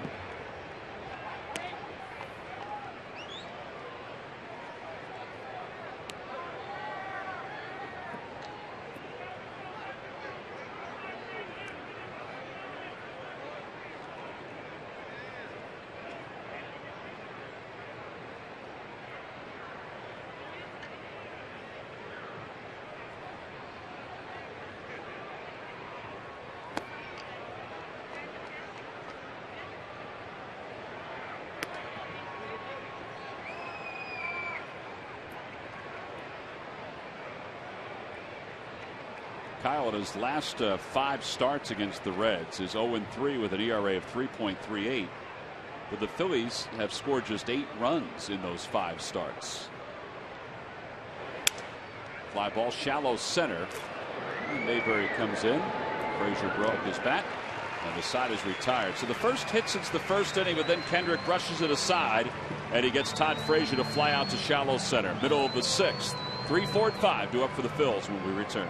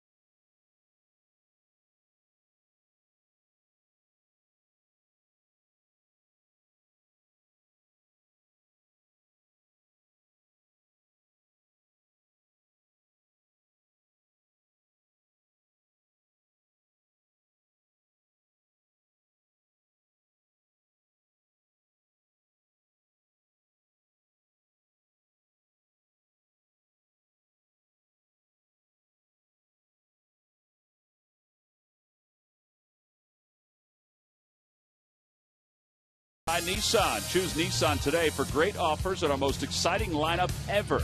Shop at ChooseNissan.com. By the Pennsylvania Lottery. Benefits older Pennsylvanians every day. And by AT&T. Mobilizing your world. Well, that's cleared out quite nicely. here in Philadelphia. Phillies offense, though, is really struggling against Alfredo Simon as we go to the bottom of the 6th. 0 for 7 with runners in scoring position. They've left 5 through 5. And it'll be Chase Utley, Ryan Howard, Marlon Byrd. Utley's 1 for 2.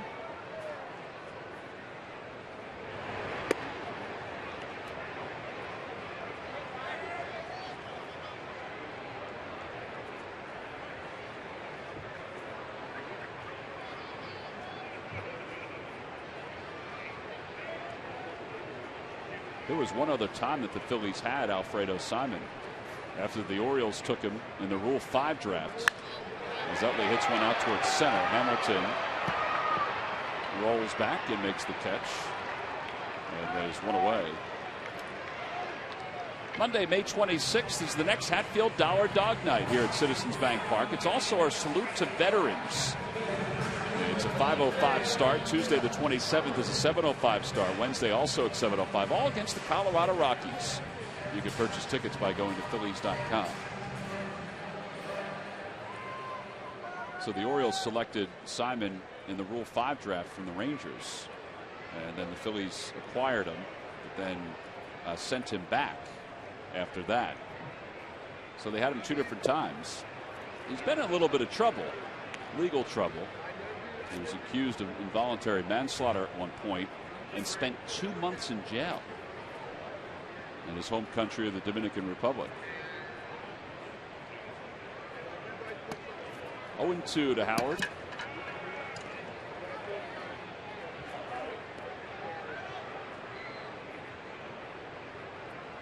Howard is 0 for 2. Fielder's choice and a strikeout.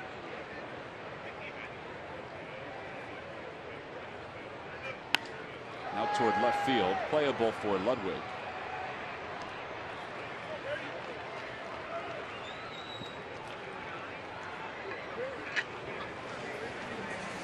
And the Phillies have had opportunities tonight, and then there have been other innings where Simon has just made it look very easy.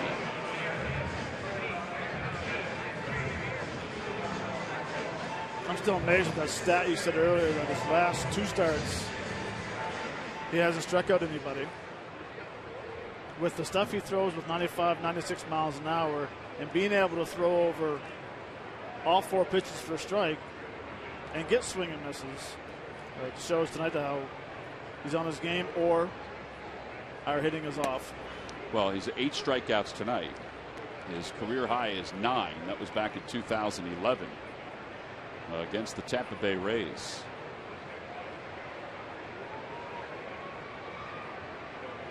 No balls and 1 strike to Bird. Outside, 1 ball, 1 strike.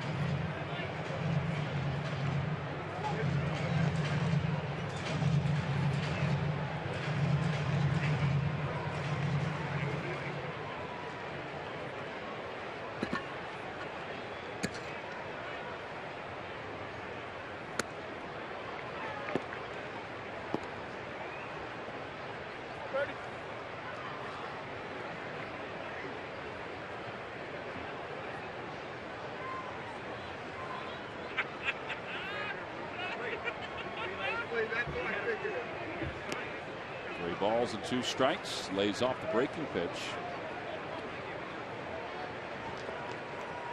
Dominic Brown on deck.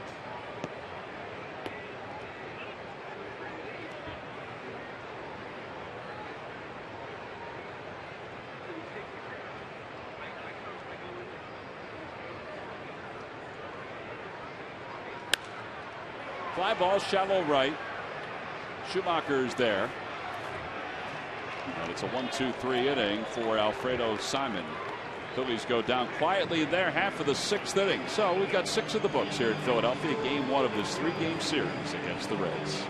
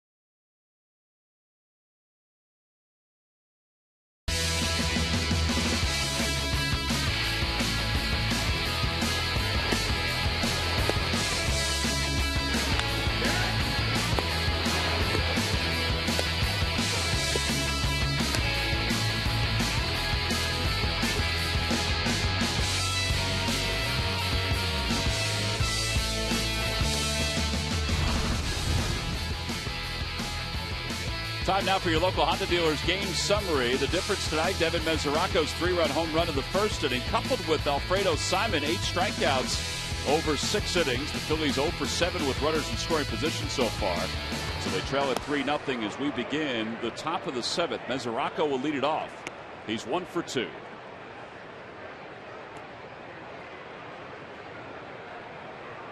Mesoraco played in a few minor league games this week to get himself prepared for his return to the Reds. Swing and a miss, and it's 2-1.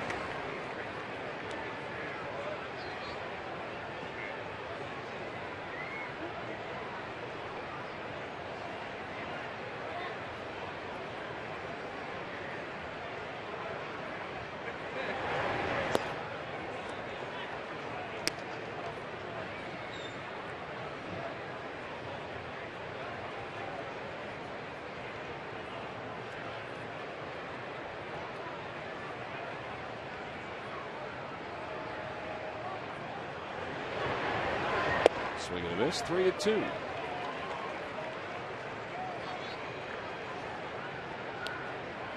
Jake Diekman and the rest of the bullpen wandering around right now. 92 pitches for Kendrick, and aside from those 3 runs he allowed in the first, he's had a very good rhythm.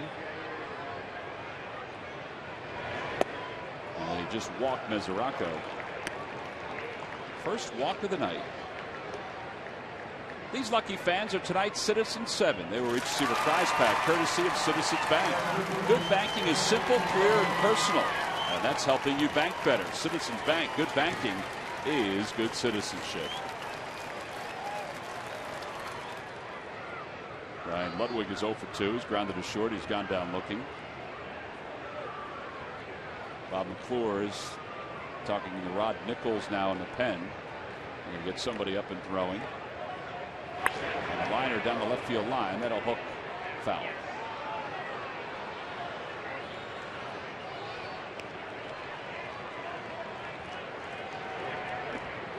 Mario Hollins will start the throw.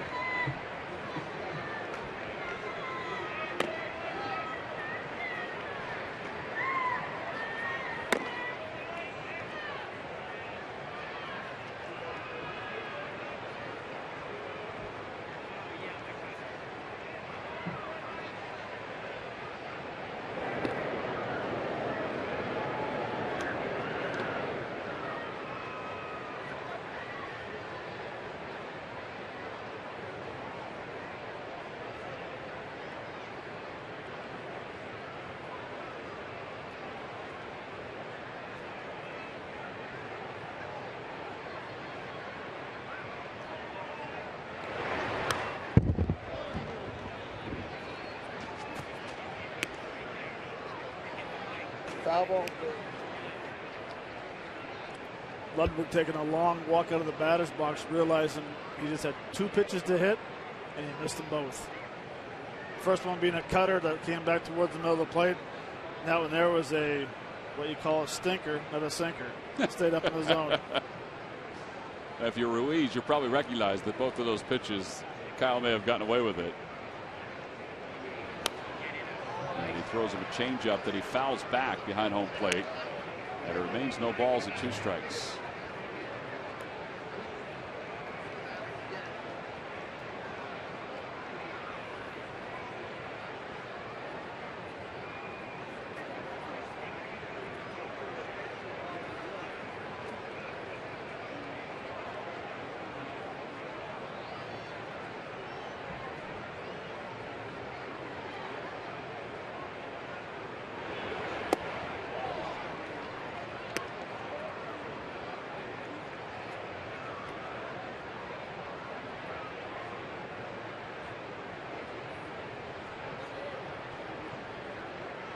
Now that's a good miss right there. So no balls, 2 strikes. So a hard sinker down inside. Now come back in there as a hitter. You're starting to look out over the plate now, because usually pitchers don't double up. You come back in there and throw a sinker, you're going to freeze them. Looks like they're going to creep toward the outer edge. And a sinker just a bit low. It's 2-2. What about now that you've gone outside? Can you come back in now? I mean, you can. I mean, if you're going to go away, you're going to feel right now that your strength right now is with the 1-2 pitch, is that backdoor sinker. You might as well go ahead and try to do the backdoor sinker again. But I agree with Jamie when he says these guys don't double up and triple enough. They don't do it enough.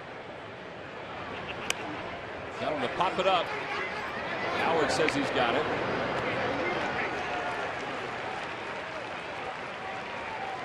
And Kendrick gets the first out here in the 7th. And that'll bring Pena to the plate. That was a very good sinker, just under their hands, and Ludwig couldn't get his hands extended and jams him. That's a protective mode. I have to protect the outside corner and the inside corner as well. And you just got it up high enough to where you couldn't get the barrel to it. 9 fly ball outs tonight for Kyle. 5 strikeouts tonight. He's gotten Pena on a pop out his last time up. He's also gotten him on a ground ball.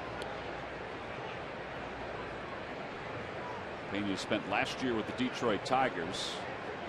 Taking a look at former Phillies third base coach Steve Smith, who's over in the third base coach's box for the Reds.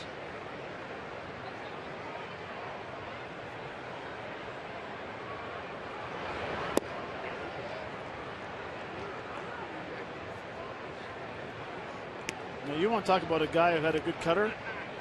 You take betting practice off him. Off Steve Smith? Oh my Lord! You got to ice your fingers after BP on him. He'll put the headphones on and he'll play music on early BP, and he'll let some go that'll break 2-3 feet. Well, since he left the Phils, he's been the third base coach of the Indians and now the Reds. In there for strike, it's 2-1. But he'll throw batting practice day in and day out. Does not matter. Over and over again. Over and over. Did he pride himself on that cutter too? Yeah, he doesn't really mean to.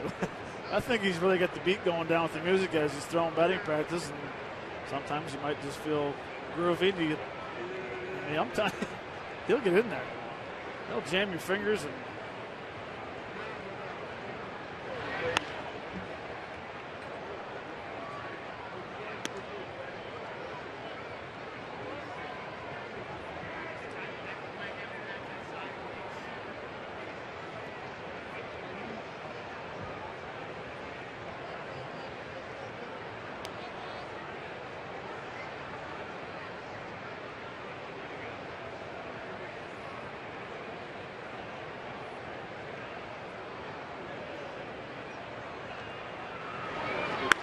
Out toward left.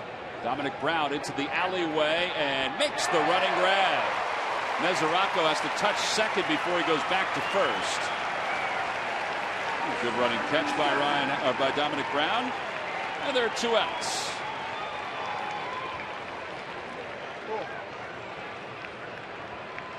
It was a very nice jump. It was a very nice read coming off the bat. Dominic, once he gets going, he covers a lot of ground. Actually made that play look pretty easy. Good thing he's tall, though. See, he was moving well on that play. You know, he saw it well. He got a good start. Oh, good grab, and now Kendrick needs one more out to get through the 7th. The batter, Zach Cozart, he's 0 for 2. He's flied out, and he is struck out. First pitch is at the knees. It's 0-1.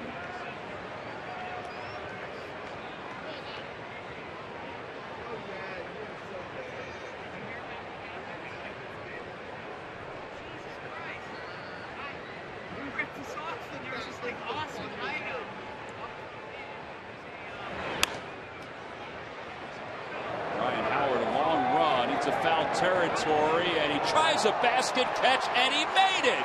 What a play by Ryan Howard to finish up the top of the 7th inning. Everybody's happy after that one. Howard had a lot of ground to cover into foul territory, and as he went over toward the railing at the last moment, he was able to focus and make the catch just beyond the reach of that fan, and then another fan was left smiling.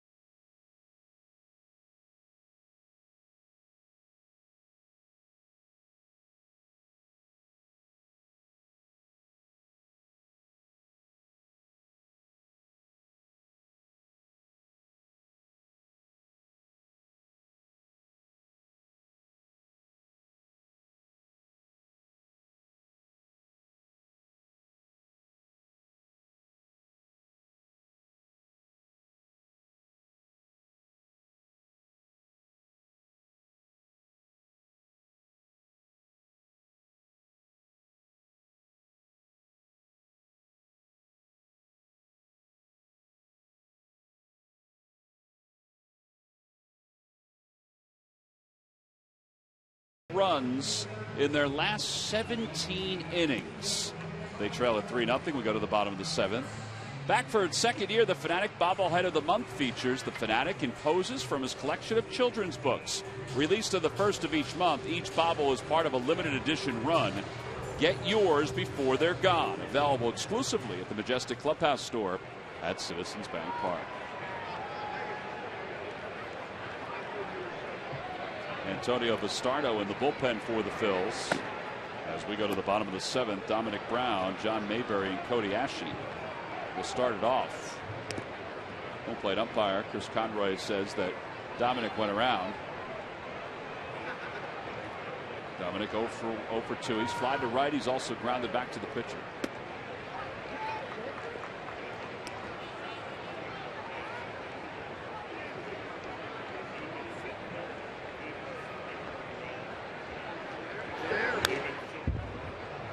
One ball and 2 strikes.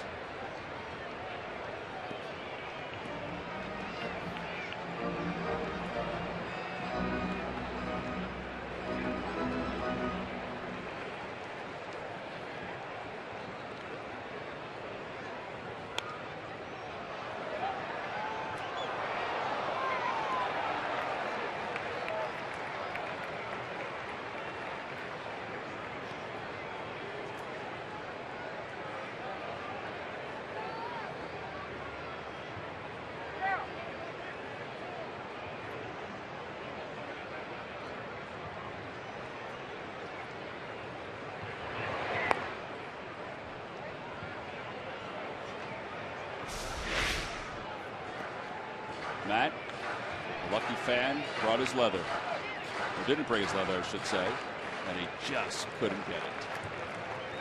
That's why you always bring a glove. It's a game of inches.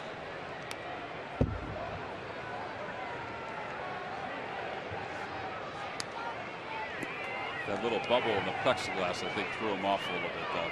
He's trying to work himself around that, too.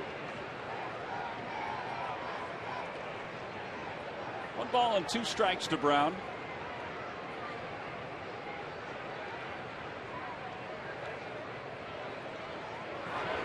Ground ball right side. And there's one away. Time now for our Hyundai defensive play of the game. Ryan Howard's made a couple of very good plays here tonight at first base. This one, though, to end the top of the 7th, Matt, this one was the toughest. Well, the thing is, he kept on running, and you realize playing at first base, you know how many steps it takes to get to the railing.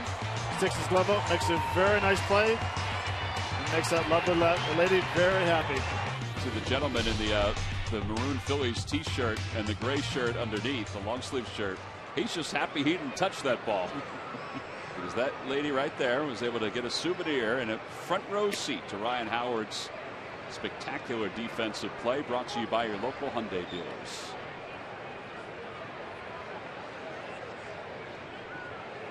Now Mayberry's 0 for 2.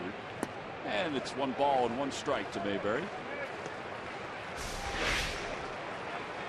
Look how close he was to that baseball, Matt. Yeah, I'm almost thinking if he would have interfered with it, they probably would have called him out anyway, even though he's hanging out over the railing.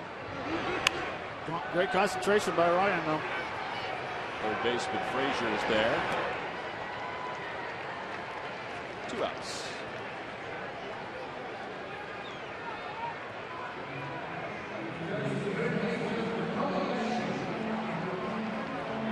And now Cody Ashe, who doubled in the 5th and struck out in the 2nd. Matt, what are the Phillies going to do about their offense? Put a new bat order in. I was going to say, do you have a hat where you can put the new batting order in? Actually, the opposite way. He's got a base hit, so he's 2 for 3.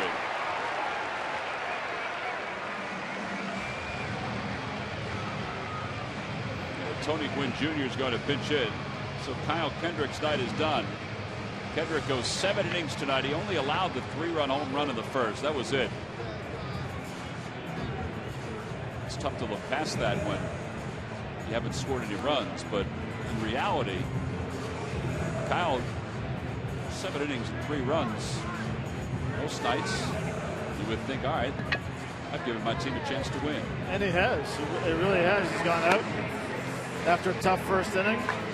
You know, basically shut them down. We had 1, 2, 3, 4 innings in a row where he had 3 up, 3 down. They only allowed 1 hit since the first. The thing that I like tonight, I don't know if you agree with this or not, I thought he found his two-seamer a little bit tonight. I think that was a big pitch for him. Well, and I agree 100%. And hopefully he realizes that a good sinker is very hard to hit. Because you can throw the sinker inside, outside, doesn't matter. As long as you have that good late movement, it's really hard to square up a good sinker. And to answer your question about what are the hitters going to do, you keep battling. Sometimes you back off in the batting cages if you're not feeling very comfortable swinging on the field. A lot of guys will go in and take swings in the batting cage and hit and hit. Firm believer, if you have a bad swing on the field, you go in the batting cages, you're practicing a bad swing. Tony Gwynn takes outside. It's 1-0. I'll probably have a lot of people argue with me, but the days I felt bad hitting, I wouldn't go in and take extra swings. Because one, you're just getting frustrated. It does make sense, though. You know, kind of practice what you preach. Tony Gwynn grounds it to a fielder's choice to finish up the 7th inning. So 18 straight scoreless innings for the Phillies offense, including 7 here tonight. We go to the 8th inning. Game 1 of this 3-game series. It's the Reds 3 and the Phillies nothing.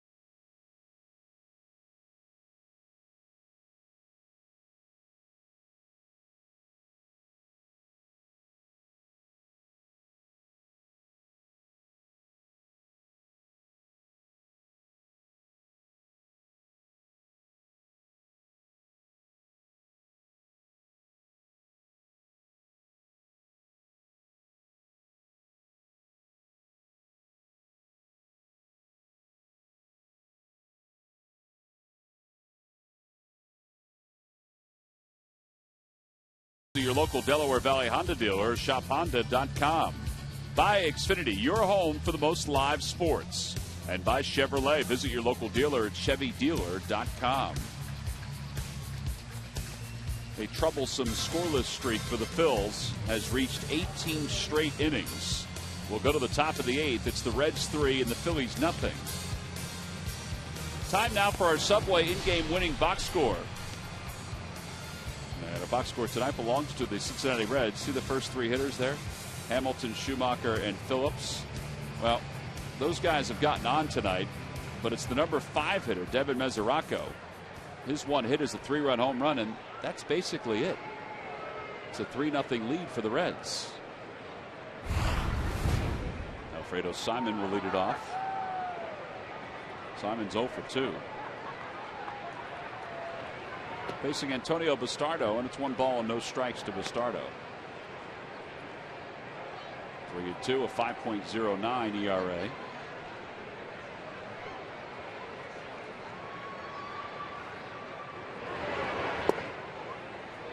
And now 1-1. So Bastardo comes back and evens the count.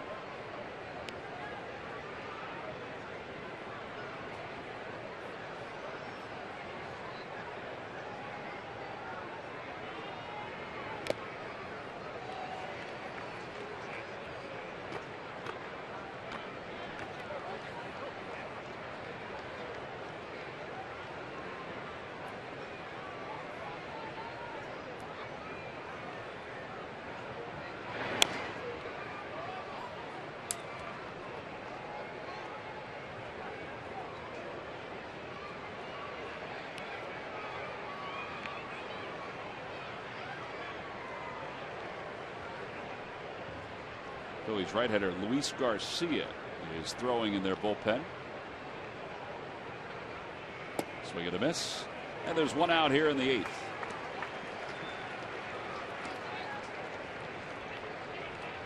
As promised earlier in the game, we have the AT&T fan photo of the game. Photo comes from Paul Paz. And those two little folks there smiling and enjoying themselves with their Phillies garb on. Tweet your photo to #PhillyFanPhoto for a chance to be shown in an upcoming game broadcast brought to you by AT&T. Hamilton is 1 for 3. Switch hitter batting right.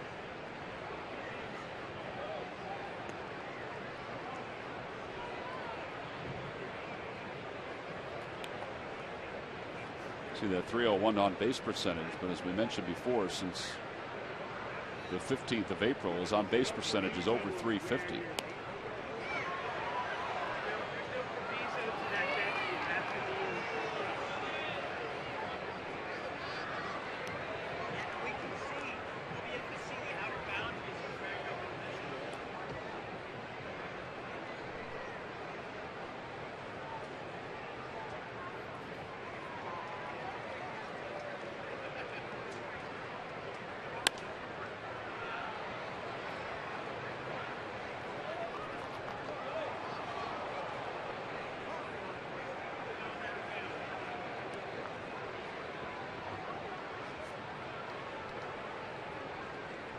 Stardo on a relief of Kyle Kendrick. Kendrick now has 15 straight winless starts.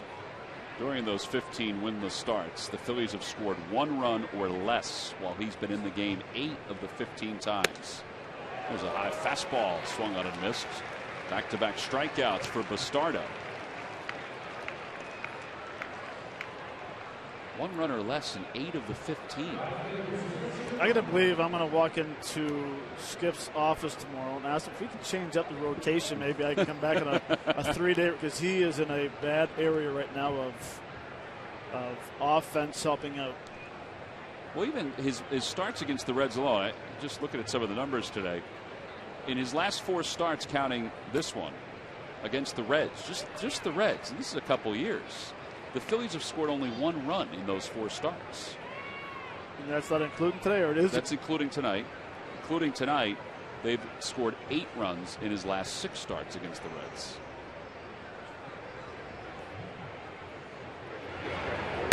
I mean, the whole run support thing is not only carried over to, it does not only include his Reds games, it includes the others too. But well, maybe I'm not waiting until after the game. Maybe I'm going to stop by right now before I go ice. Slip a note in his pocket or something. Hey, Skip, do me a favor.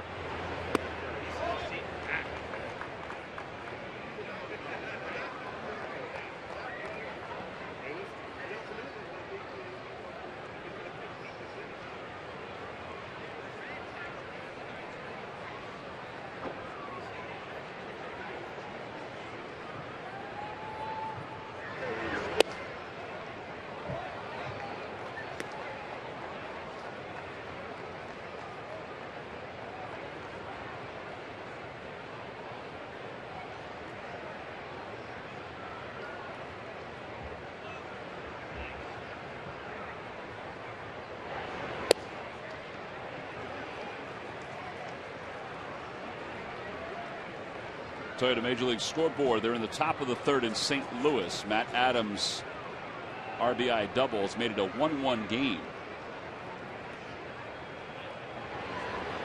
And a called strike 3. Bastardo has struck out the side. Couple fastballs and a slider to wrap up Schumacher's at bat. Middle of the 8th inning. It's the Reds 3 and the Phillies nothing.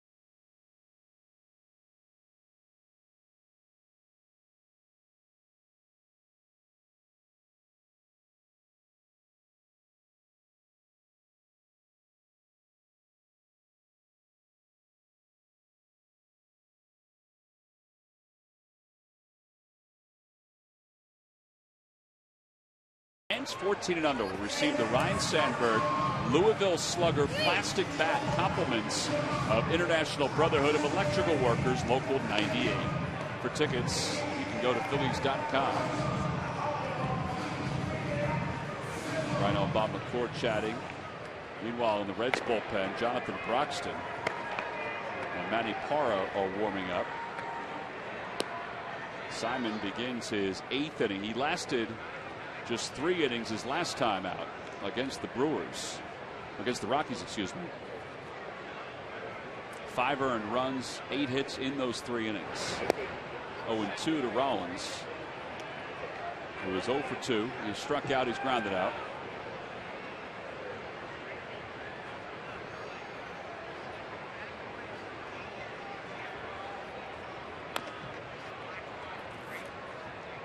Simon has been very good tonight.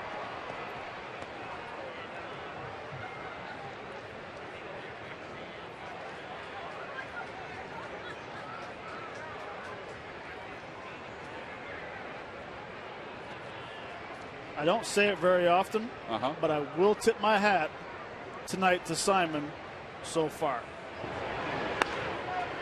So far? So far. It's tough to. It really is. It is tough to admit. Well, it's tough to admit for you, but it's also tough to peel back.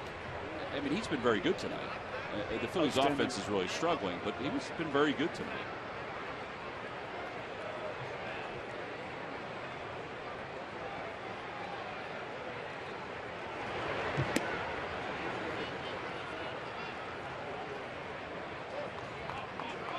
His career high in innings pitched is 8.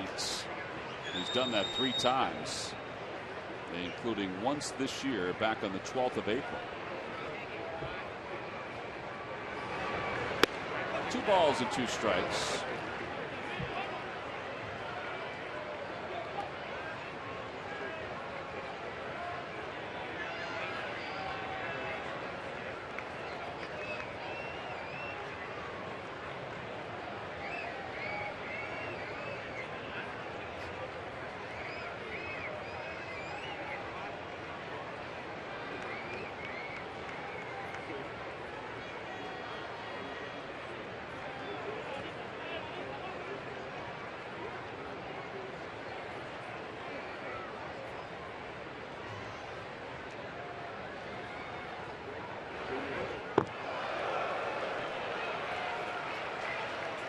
Be a sign that he's starting to tire a little bit too, not getting on top of that breaking pitch.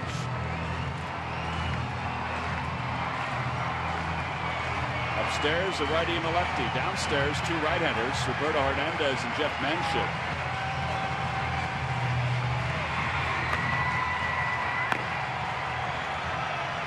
Three balls, 2 strikes, nobody out here in the bottom of the 8th. Rollins batting leadoff tonight.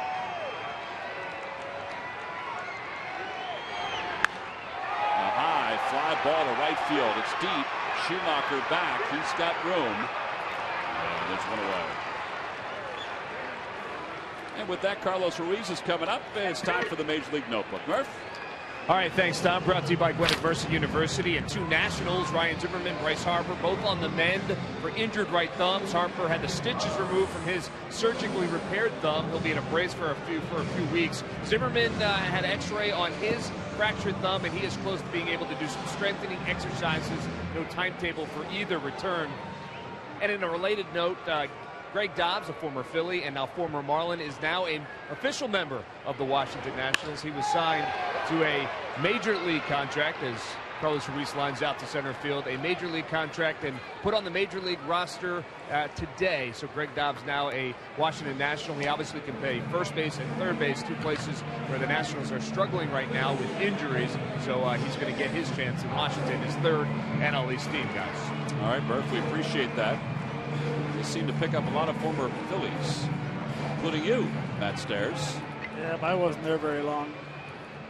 If you consider going to get about 74 at-bats in 5 months, I wasn't there very often. There's Chase Utley. Utley's 1 for 3, singled his first time up. And he takes on the inside corner. It's 0-1.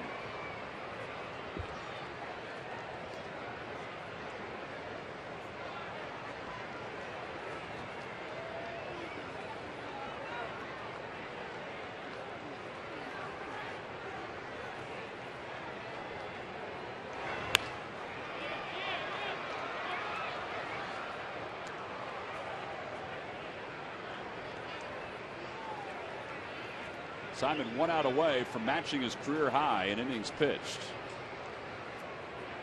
About to throw his 109th pitch.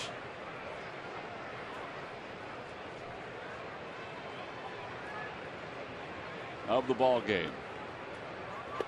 In the dirt. Broxton is the right-hander. Parra is the lefty.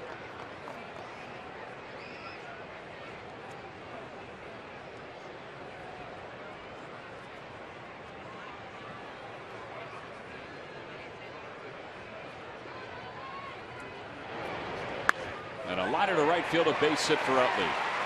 2-out single. Chase's second hit of the night. Brian Price may go out and get Simon here with the lefty Ryan Howard due up. He's got Manny Parra in the bullpen. And here he comes. 110 pitches for Alfredo Simon. And his night looks like it's going to be done. And that will be it. So we've got a pitching change here at Citizens Bank Park. Phillies trail the Reds 3-0 here in the bottom of the 8th.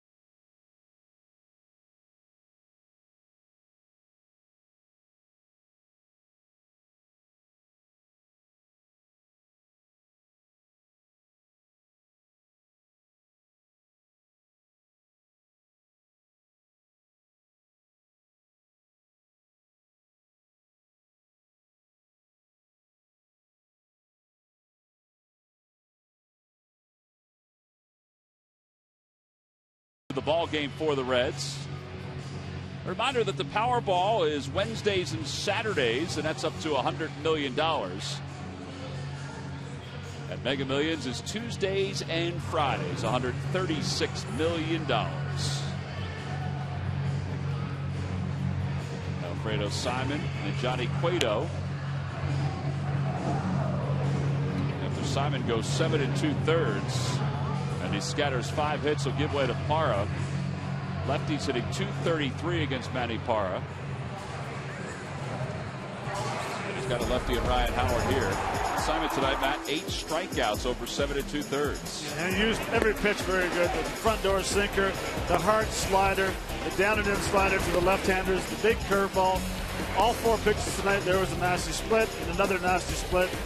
Everything he threw was at the bottom of the zone, which we said before the game was very important for him. So he's the pitcher of record on the winning side as Howard takes a little high. It's 1-0.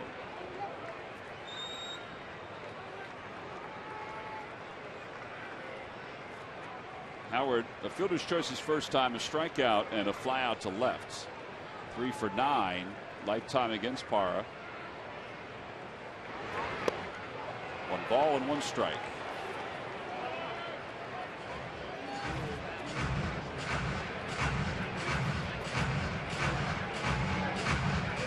Alfredo Simon next to Matt Latos in the dugout. Always thought they might see Latos at some point this weekend.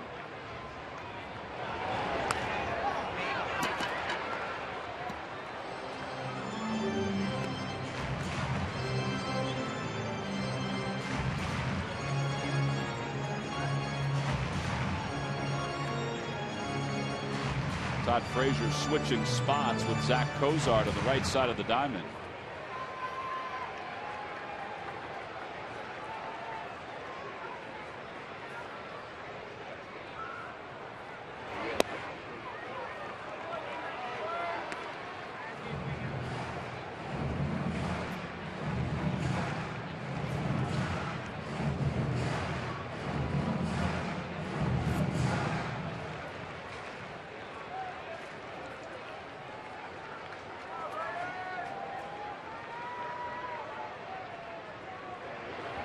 Swing and a miss. Howard is struck out for a second time tonight, and the Phillies leave one over at first base here in the 8th inning. No runs, 1 hit, 1 man left. We've played 8. We go to the 9th inning here in Philadelphia. It's still the Reds 3, Phillies nothing.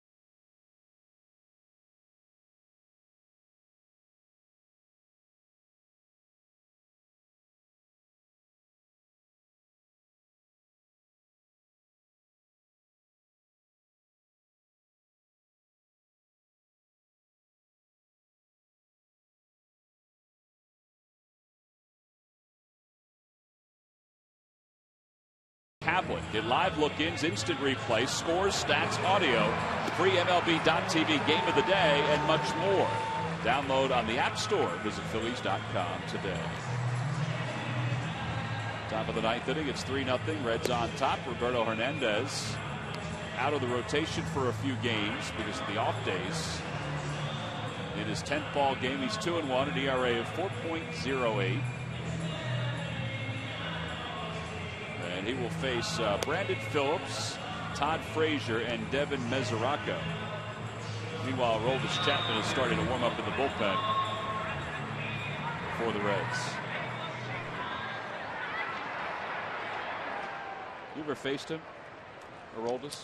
No, I have not. Just wonder what it's like for a left-hander against that, you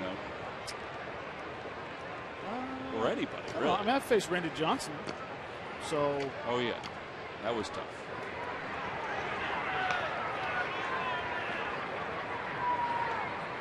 Not for you, the professional that you are. First pitch to Phillips is low and away. 1 ball, no strikes.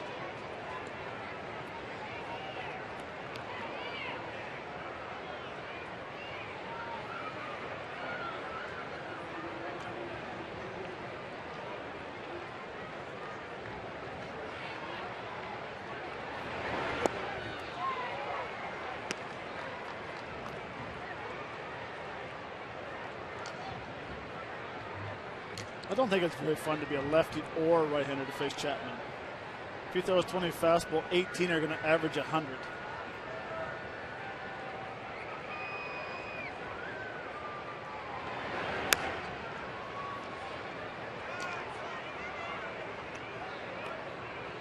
It was last year against the Reds where the Phillies did get to Chapman. Freddie Galvis hit a home run to win it against the Reds.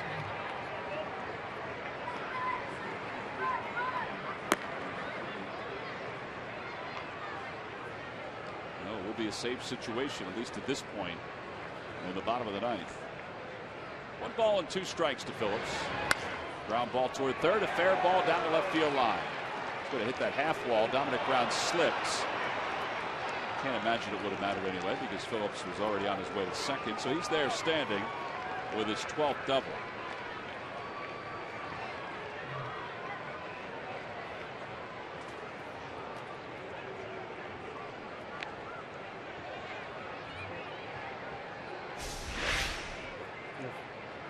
Phillips coming around first base and kind of stumbled a little bit and rolled his ankle as well. But did stumble.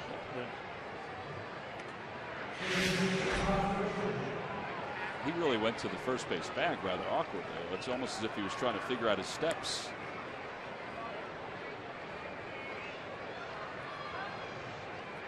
Todd Frazier's 0 for 3. He's popped out. He's flied out twice. He's got a 14-game hitting streak on the line.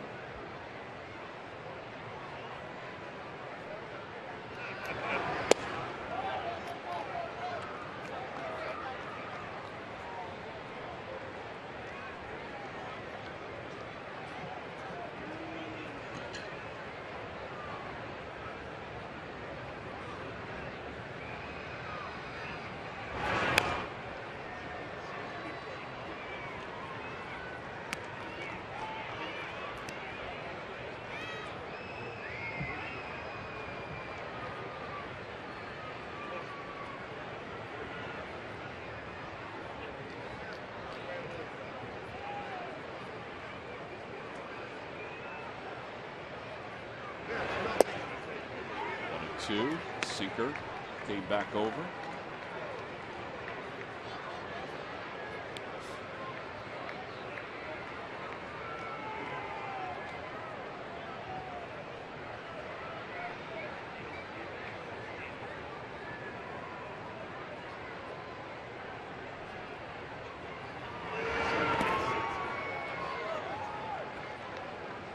Phillips still at second. Good play by Ruiz to keep it around the plate. 2-2.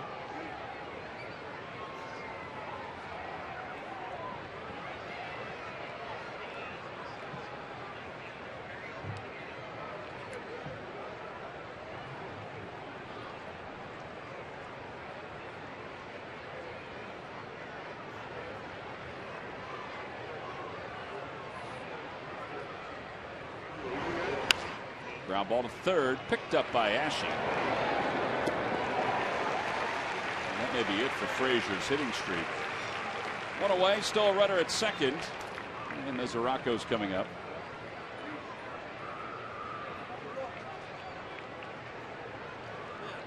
A.J. Burnett, even with the problems the Phillies had on Wednesday against the Angels, made a point to talk about Cody Ashe's play over at third base. I thought that showed a lot of class to publicly do that. Whether Ashe read it or not or heard it, I think it says a lot. He started a couple of double plays, including a 5-3 double play in that ball game. And this a game after committing 3 errors, 3 costly errors the night before against the Angels. I should say 2 costly errors, but 3 overall.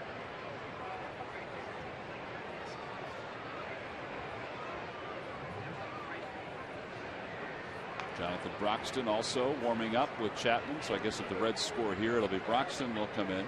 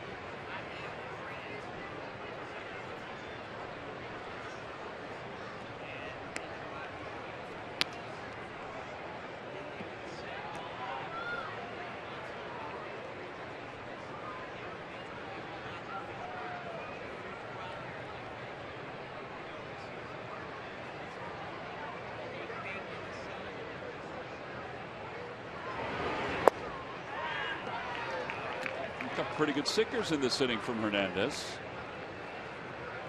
Ryan Sedberg said that even though he's missing a start because of the off days, he does want to get him into a ball game or two just to make sure that he's in the flow of the game, even though it's as a relief pitcher.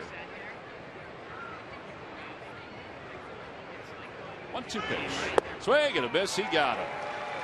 91-mile-an-hour sinker. 2 outs here in the 9th inning. No, and it's good that he gets into the game because he's a sinker ball changeup guy. And as you're going to see right here, that very nice sinker down low in the zone.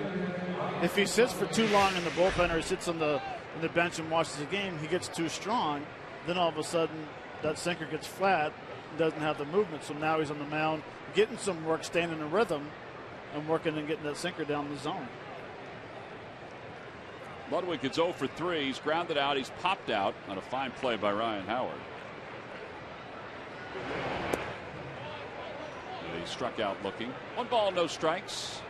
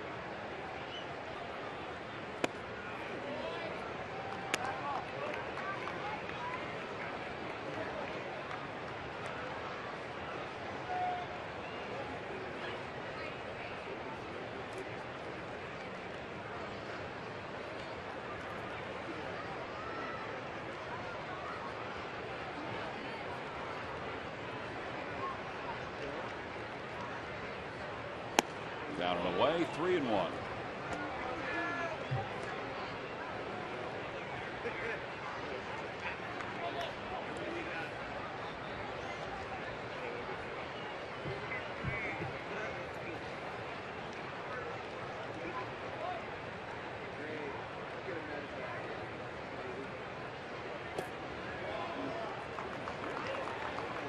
Two base runners now for the Reds here in the 9th.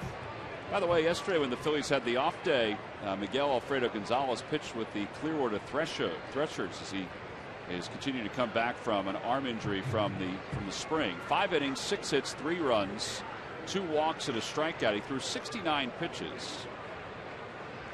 His limit was 75, so he'll up that limit his next time through. Prior to that start, Matt, they were saying that his fastball was in the low to mid 90s again, which is good for him considering where he was in spring training. Yeah, and I think in that game he actually topped out at 94, 95 a couple pitches as well. So it's nice to see that he's getting healthy and he's getting back to that guy they signed to that 3-year deal.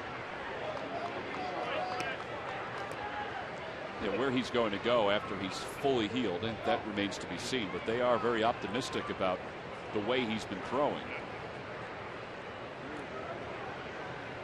1 ball and no strikes to Brian Pena.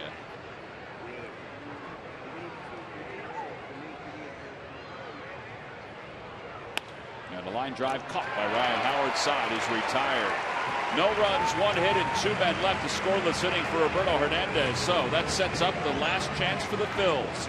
We'll go to the bottom of the 9th inning with the Phils trailing the Reds 3-0.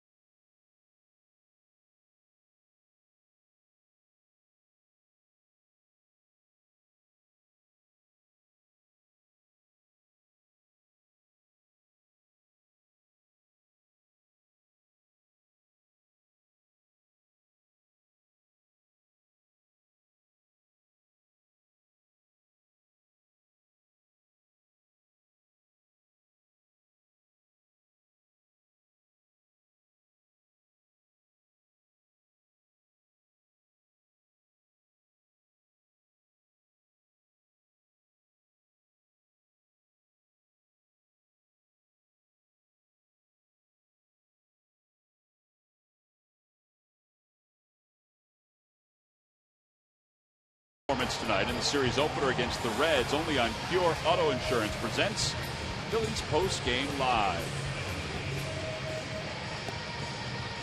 No changes for the Reds. Chris Heisey comes in to play left field.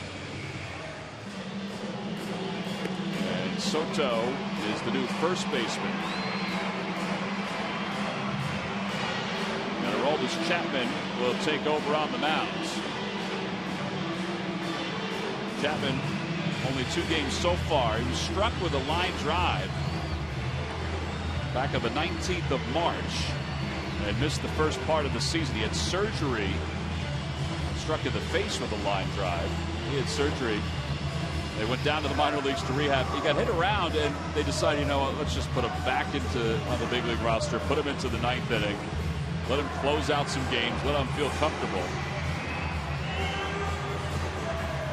Well, he's on here to face Marlon Byrd, Dominic Brown, and John Mayberry.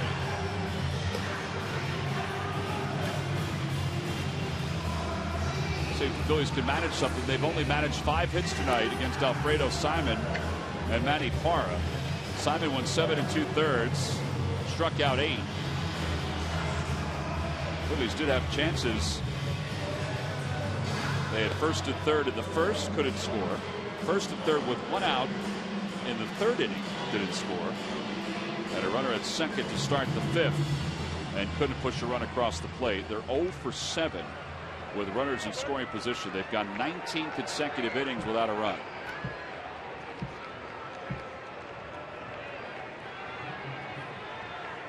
And Marlon Byrd will lead it off. He's 0 for 3.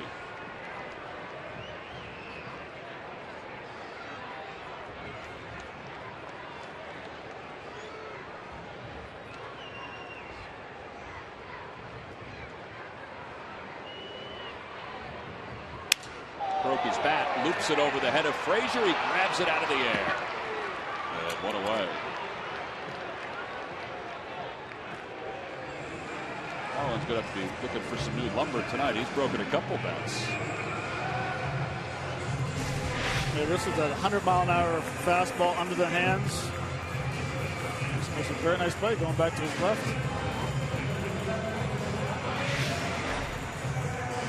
Dominic Brown's 0 for 3.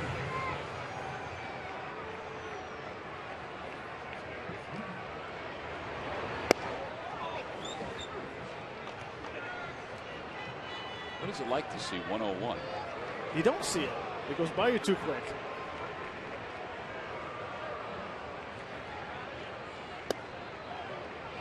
How about 102? I mean, there has to be a difference. I mean, there is, but I think hitters make it look a lot harder because they take the bigger swings instead of taking a nice easy swing. I mean, you realize he's generating all the power. So if you take a nice easy swing, majority of the times he's going to throw fastballs anyway. But my first major league at bat was against Rob Dibble, and it was 102 miles an hour. I struck out and kind of jogged back to the dugout like I don't want no more part of this. Here's the 0-2 pitch. And Brown fouls it off. He's fouled 102 off and 101.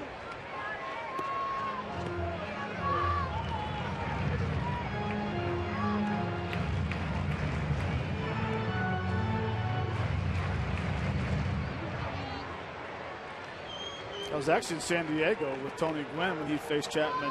He threw in 105. Wow. Now he comes back with a 90-mile-an-hour slider.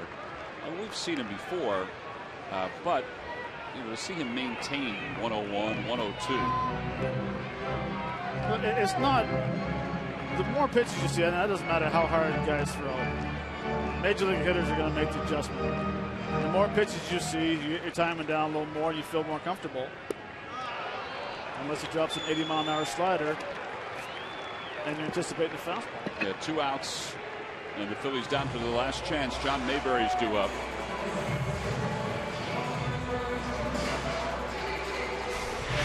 And that's what's so hard is that you want to sit there and don't get beat with the fastball. Then all of a sudden he drops that 80-mile-an-hour, the 89-mile-an-hour slider on you, and you're so committed to 101, 102 miles an hour that everything leaks and you You just hope that he hangs it. John Mayberry's 0 for 3. He's 0 for his last 14. And he takes inside 1-0. Phillies are 6-11 here at home. A loss tonight, and they would be 6-12 here in Philadelphia.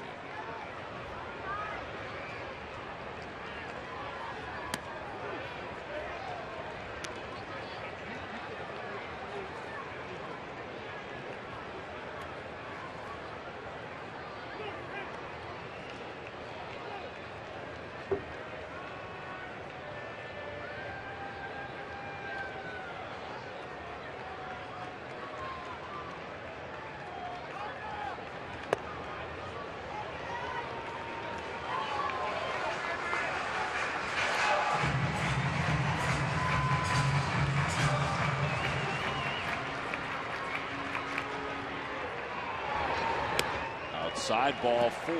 Mesoraco's taking a look at his glove and see if it went right through the webbing. Base runner for the Phils. Cody Ashley's due up.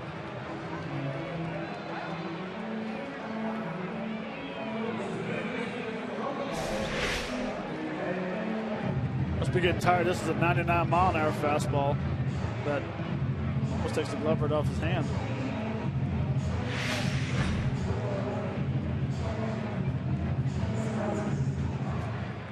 Guess it's okay. Ashley's 2 for 3 tonight.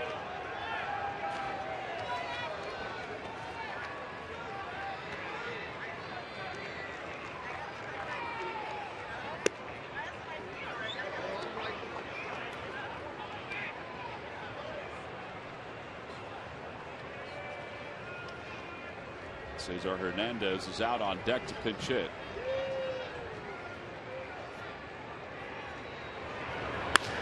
Ashley lines one toward left center field, a base hit.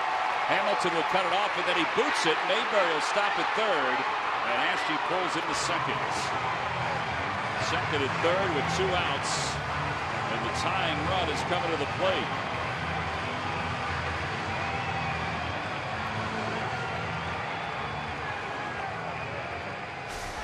And Cody's approach is nice and easy swing, allows him to generate the power. Very compact swing, nice and easy. Didn't try to do too much and drove to left center.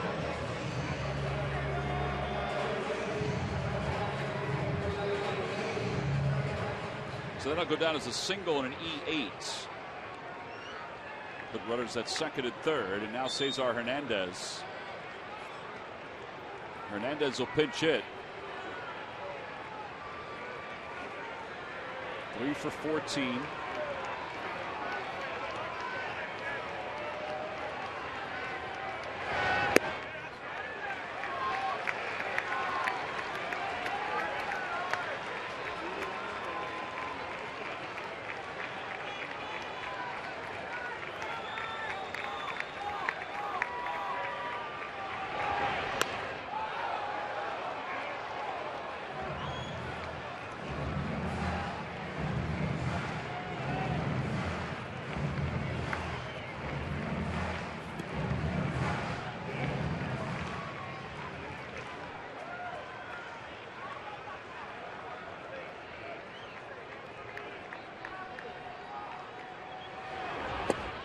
Ball and 2 strikes to Hernandez. So now Cesar's taking a little different approach. He's swinging as hard as he possibly can. And it's easier said than done to back off the swing. If anything, what you do is you widen your stance a little bit, and it just becomes a little walk to the ball. But it's very hard to take something off your swing.